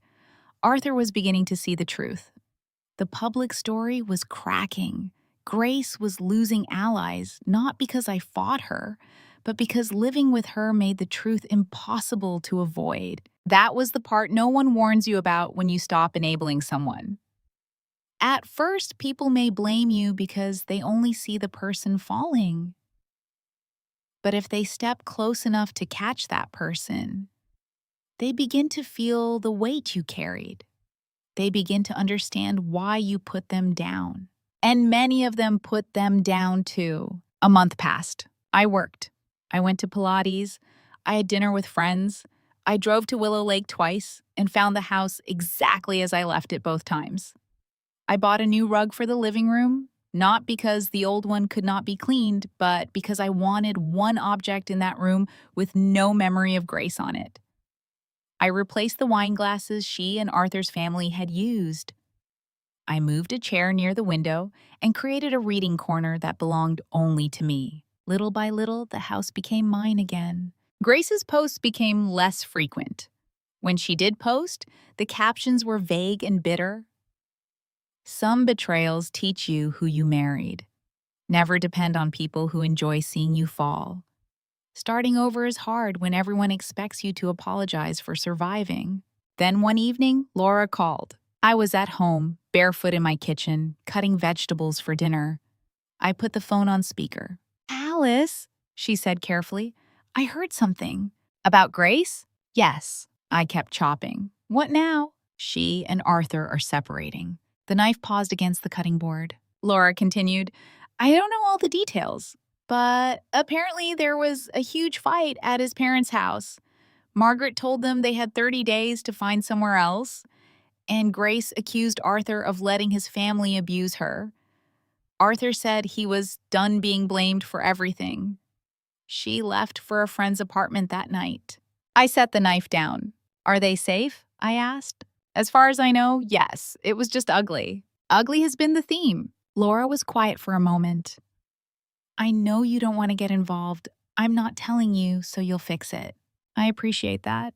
I just thought you should hear it from someone who wasn't trying to manipulate you. That was why Laura had always been different. She did not confuse information with pressure. Thank you, I said.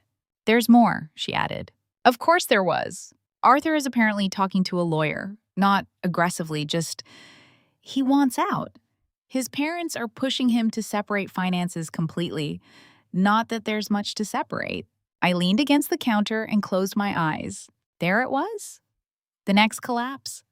The marriage that had looked polished in photographs was now reduced to couches, accusations, deleted comments, and legal consultations. I waited for sadness. I waited for guilt. I waited for the old reflex to rise and tell me that I had caused this by withdrawing support.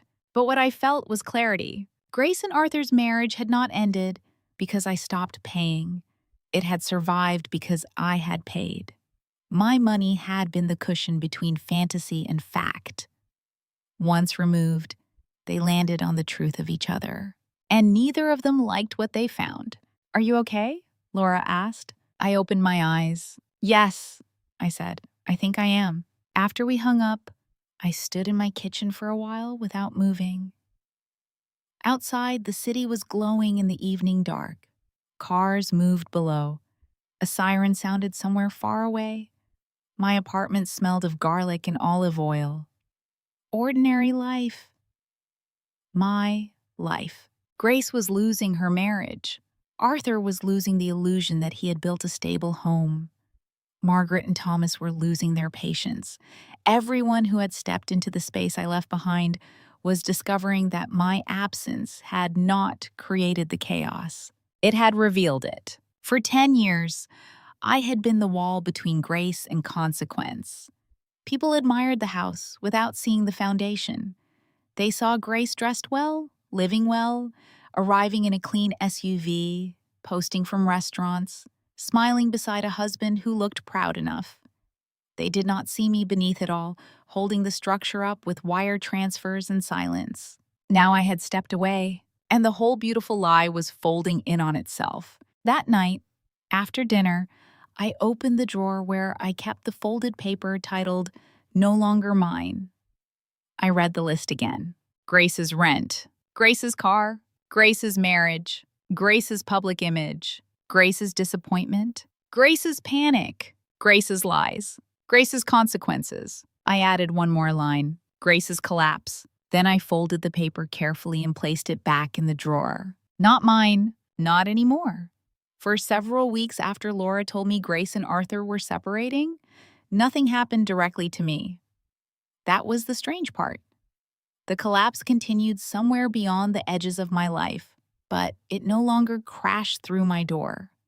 I heard pieces of it the way one hears thunder from a storm moving over another town. Distant, low, undeniable, but no longer close enough to break the windows. Arthur stopped texting. Grace stopped posting every day. Margaret never called again. The silence should have felt final, but it felt more like a pause before the last act. I knew Grace too well to believe she would simply disappear into adulthood.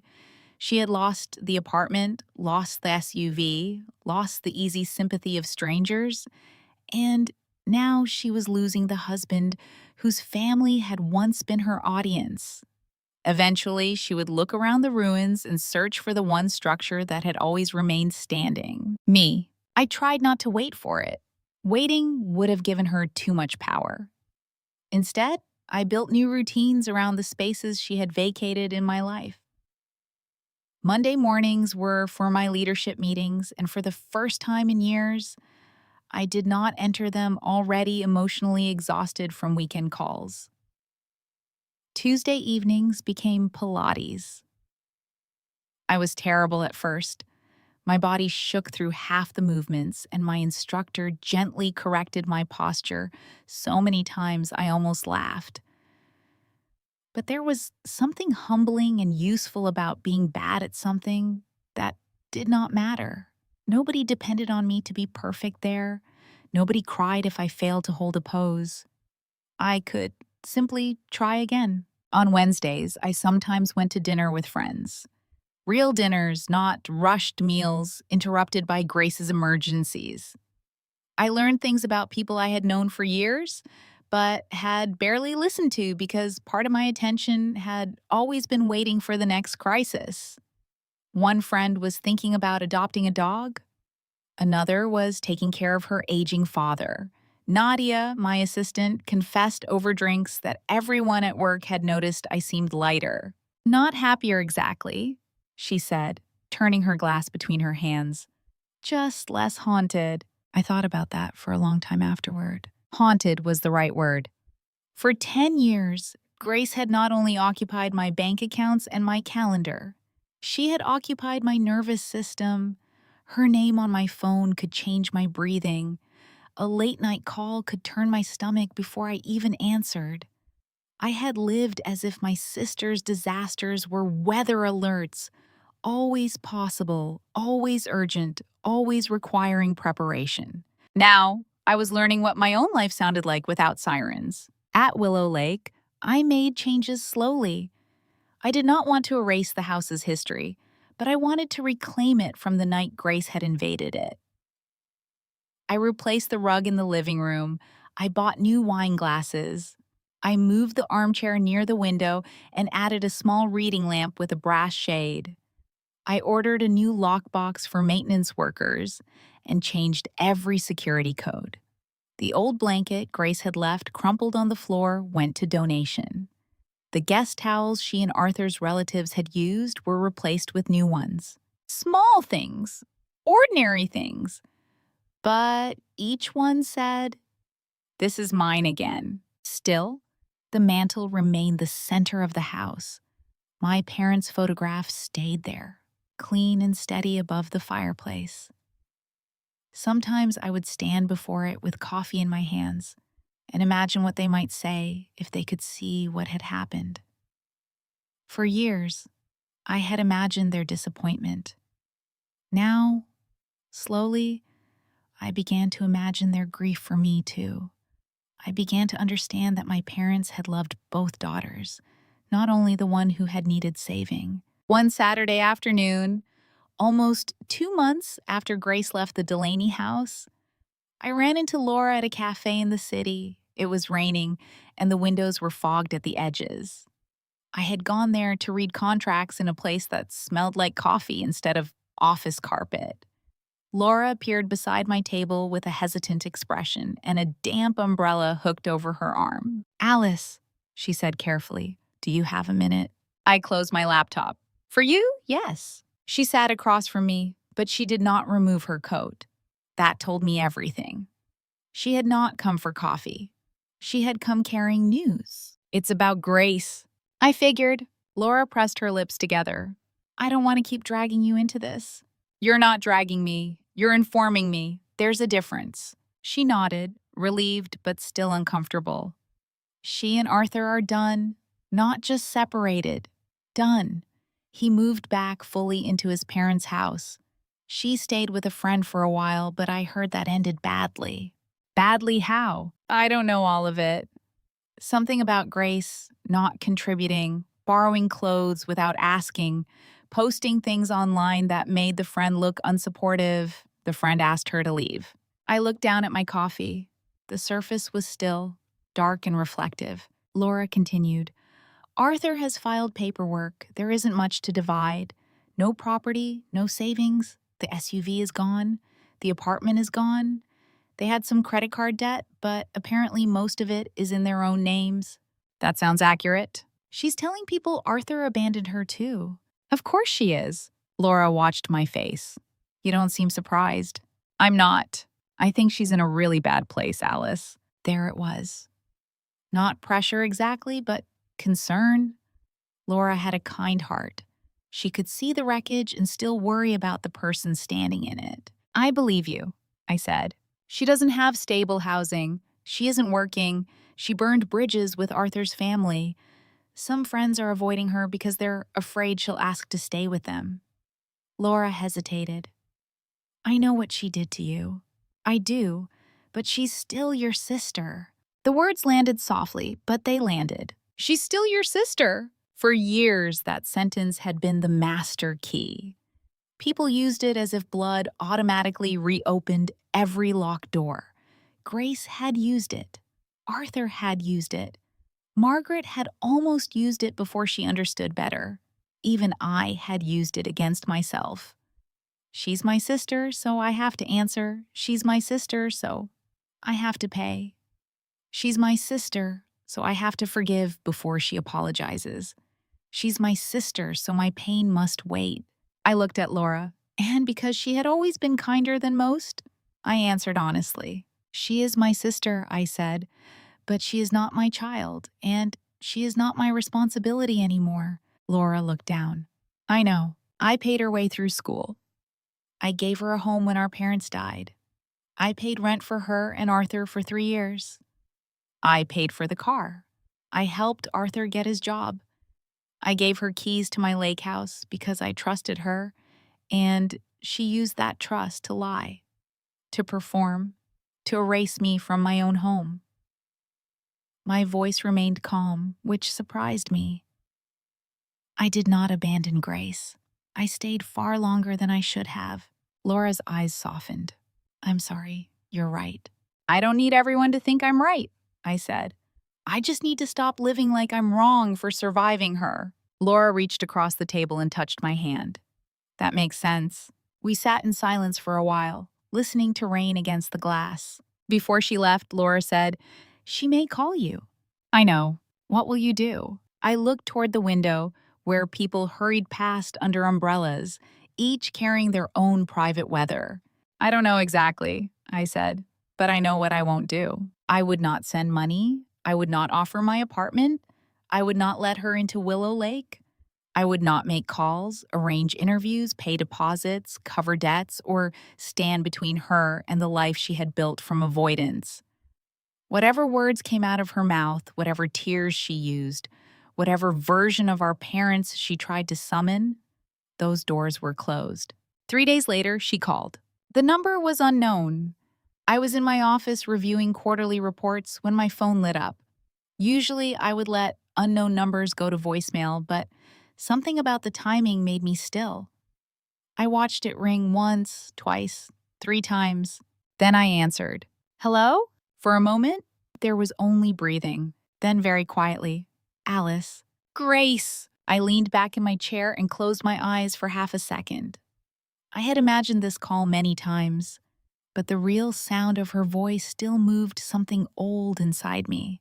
She sounded smaller than before, not innocent, not transformed, just tired. What do you want? I asked, a shaky breath. I wanted to talk. Then talk. I'm sorry. The words came quickly, almost too quickly. I opened my eyes. For what? She went silent. That silence told me more than the apology had. For everything, she said finally.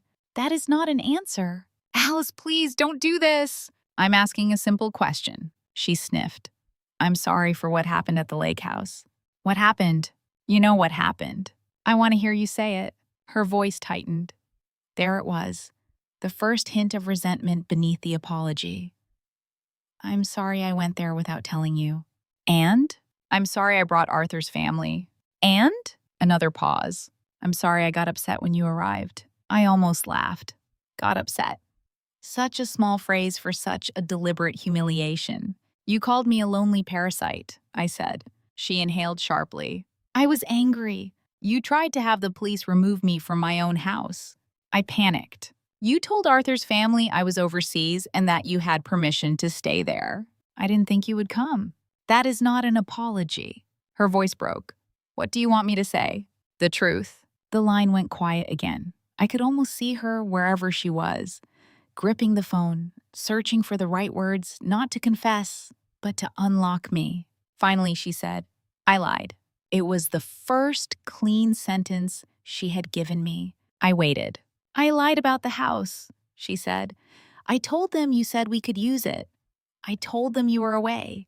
I took down your picture because I thought it would look strange if they saw you there and asked too many questions. Her voice dropped. And I called you that word because I wanted to hurt you. There it was. Not complete remorse, but truth, at least. I let the silence stretch. Grace began crying softly. I know I messed up. I know I did. Everything fell apart after that. Arthur left. His parents hate me. My friends are tired of me. I don't have anywhere stable to stay. I don't have a car. I don't have money. I don't know what to do. There was the real reason for the call, not the apology, the need. I looked at the reports on my desk, at the neat columns of numbers, revenue, expenses, projections. Numbers were honest. They did not cry to avoid being counted. What are you asking for, Grace? I need help. What kind of help? A place to stay for a little while? Or maybe help with a deposit? Just enough so I can get on my feet. Her words rushed now, encouraged by having finally reached the point. I'll pay you back. I swear, I'll get a job. Any job. I've learned my lesson. I know I was wrong. I know I took advantage of you. I see that now. I listened carefully, not to the words, but to the shape of them. I'll pay you back. I'll get a job. I've learned my lesson. They were familiar. Maybe not exactly the same phrases, but the same architecture. Promise first, discomfort later, resentment after that. Grace was not offering repair. She was offering the possibility of future repair in exchange for immediate rescue. That had always been the trade. What have you done so far? I asked. What do you mean? To get on your feet. What have you done? I've been looking. For work? Yes. Where? She hesitated. Different places. What places? Alice, I'm overwhelmed. I can't remember every detail. Have you applied anywhere? Yes. How many applications? She made a frustrated sound. Why are you interrogating me? Because you are asking me for help. I said I'll change. You've said that before. This time is different. Why? Because I lost everything. I turned my chair slightly toward the window. The city stretched beyond the glass, indifferent and bright. No, Grace, I said. You lost access to things other people were paying for. She began crying harder. That's cruel. It's accurate. I have nothing. You have a degree I paid for. You have work experience you could build if you accepted entry-level jobs. You have friends, though fewer than before because you used them. You have Arthur's family who took you in until you made that impossible. You had more support than most people ever receive. I'm scared, she whispered. That was the first thing she said that sounded young. For a second, I was back at the cemetery. Grace at 17, black dress, pale face, fingers digging into my hand. Don't leave me. The memory rose so sharply it almost hurt. My throat tightened. My body remembered the promise before my mind could stop it. I will take care of you. But then another image came. My parents' photograph on the floor behind a plant. Grace's portrait above my fireplace. Her voice saying parasite, her finger pointing at me as she threatened to call the police. Both memories were real. That was what saved me. I believe you're scared, I said. But fear does not make you my responsibility. She sobbed once, loud and wounded. So that's it? You're just done with me? I am done paying for you. I'm not asking you to pay for my whole life. You are asking me to open the door again. And once I do, you will keep pushing until the door is gone. No, I won't. You have for 10 years. I was younger. You were 27 when you did this. She went quiet. I softened my voice. Not because she deserved softness, but because I wanted the last thing I said to come from peace, not rage. Grace, I loved you. I still don't know what to do with that love, but I know I had it. I took care of you after Mom and Dad died because I thought that was what love required. I paid for school. I paid for therapy. I gave you a place to live. I paid your rent. I paid for your car. I helped your husband. I said yes until my yes meant nothing to you. She was crying quietly now. You turned my help into an expectation, I continued. Then you turned my boundary into cruelty. And when I stopped paying, you told everyone I had destroyed you. I was hurt, she whispered. So was I. I didn't think you cared. That almost made me angry again. Grace, I cared so much I forgot to care about myself. Another silence. Then she said the sentence I had known would come. We're sisters. I closed my eyes. Yes, I said, we are. That has to count for something. It did. It counted for 10 years. Alice, please. No. The word was small, but it felt like the strongest thing I had ever said. Grace's crying changed then. It sharpened, desperation giving way to anger. So, you're really going to leave me like this? I am going to let you live with the consequences of your choices. You sound proud of yourself. I sound free. She gave a bitter laugh through tears. You'll regret this when something happens to me. There it was. The last hook, fear. The oldest hook of all. For years, a sentence like that would have sent panic through me. I would have imagined danger, collapse, disaster. I would have called back, sent money, driven across the city, done whatever it took to make sure nothing terrible happened that I could later blame myself for. This time I breathed slowly. If you are in danger, I said, call emergency services. If you need shelter, contact the city resources. If you need work, apply for jobs. If you need counseling, find a clinic. But do not call me to make me responsible for threats you imply and choices you avoid." She was silent so long I thought she had hung up. Then, small and furious, she said, "Mom and Dad would hate who you've become." The words struck, but they did not enter. Not anymore. "No," I said. "I think Mom and Dad would be heartbroken by what we both became trying to survive them. But they would not want me to disappear so you could stay comfortable. Alice, I'm going to give you one final piece of advice." She sniffed. "What?" "The next time you need help, don't call me. Call the police you called that night in my house. Maybe this time they'll tell you what you want to hear." Her breath caught. Then I ended the call. For a moment, I did nothing. The office was quiet around me. Beyond the glass walls, my team moved through the afternoon, unaware that a decade had just ended at my desk. I looked at the phone in my hand. It lit up almost immediately with another call from the same number. I declined it. She called again. I blocked the number. Then I blocked the old numbers. Grace, Arthur, unknown contacts I recognized from earlier weeks. I opened my social media accounts and blocked her there too. Not muted, not restricted. Blocked. There was no longer any reason to monitor the performance. I had seen every act. When it was done, I sat back and waited. The guilt came, but it was different now. Not a command, not a storm. More like a tired animal scratching at a door it no longer had the strength to break. I could hear it, but I did not have to open. That evening, I left work before sunset. I did not take my laptop home. I walked through the city with no particular destination, letting the cold air clear the last of Grace's voice from my head. People hurried past me with shopping bags, briefcases, strollers, flowers, life moving in every direction. Nobody knew that I had just refused my sister. Nobody knew that refusing her had taken more strength than building a company. I stopped at a bookstore and bought a novel I had no time to read.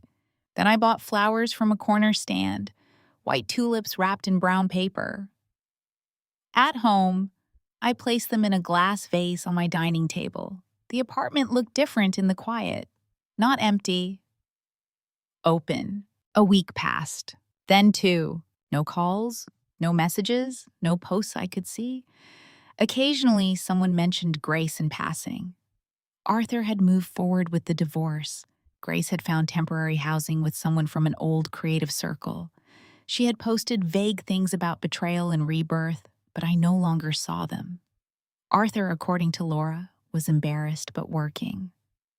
Margaret had stopped discussing the situation publicly.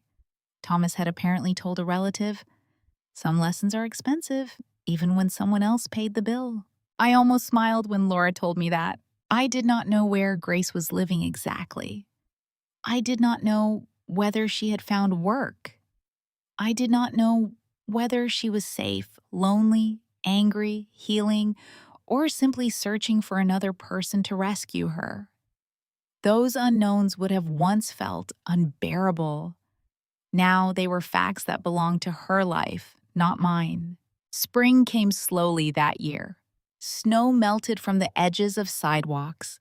Trees began showing thin green buds. At Willow Lake, the ice broke apart and drifted toward the shore in pale, fragile sheets. I drove up one Friday afternoon with groceries, books, and no expectations. The house greeted me with stillness. I opened the windows, even though the air was cold. I cleaned the fireplace, dusted the mantel, and stood before my parents' photograph. For a long time, I said nothing.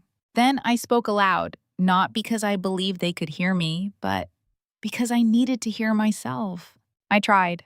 The house held the words gently. I tried to take care of her. I tried to keep us together. I tried to be enough for both of us. My reflection trembled faintly in the glass over the photograph. But I can't lose my life to save someone who keeps throwing hers away. There were no answers, no signs, no sudden peace descending like light from the ceiling, just the sound of wind moving across the lake and the soft creak of the old house settling around me. That was enough. That night, I cooked dinner slowly. Pasta with garlic, lemon, and herbs. A salad with too much dressing, because no one was there to complain. I poured one glass of wine and sat at the dining table, the same table where Grace and Arthur's family had left dirty plates and lies. Now it held one plate, one glass, one candle, and the quiet dignity of being used with care. After dinner, I read by the fireplace until the room darkened. The new rug felt soft beneath my feet. The chair by the window caught the firelight. My parents' photograph watched over the room from the mantel, not as a wound anymore, but as a memory restored to its rightful place.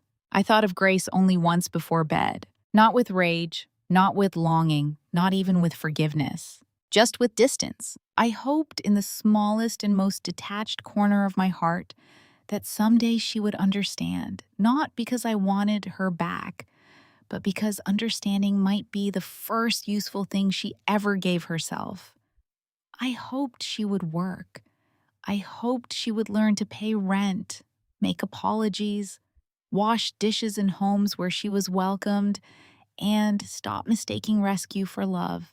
I hoped she would become someone who did not need a villain in order to explain her own choices.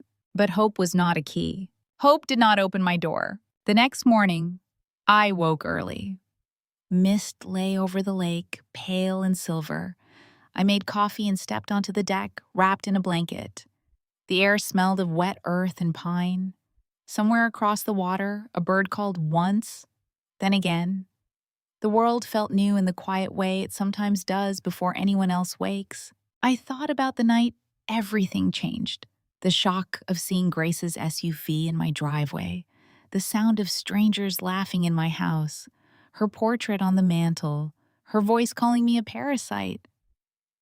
The police lights in the dark, the old keys becoming useless. At the time, I thought I had only changed the locks on a house, but I had changed something deeper. For 10 years, Grace had carried copies of me.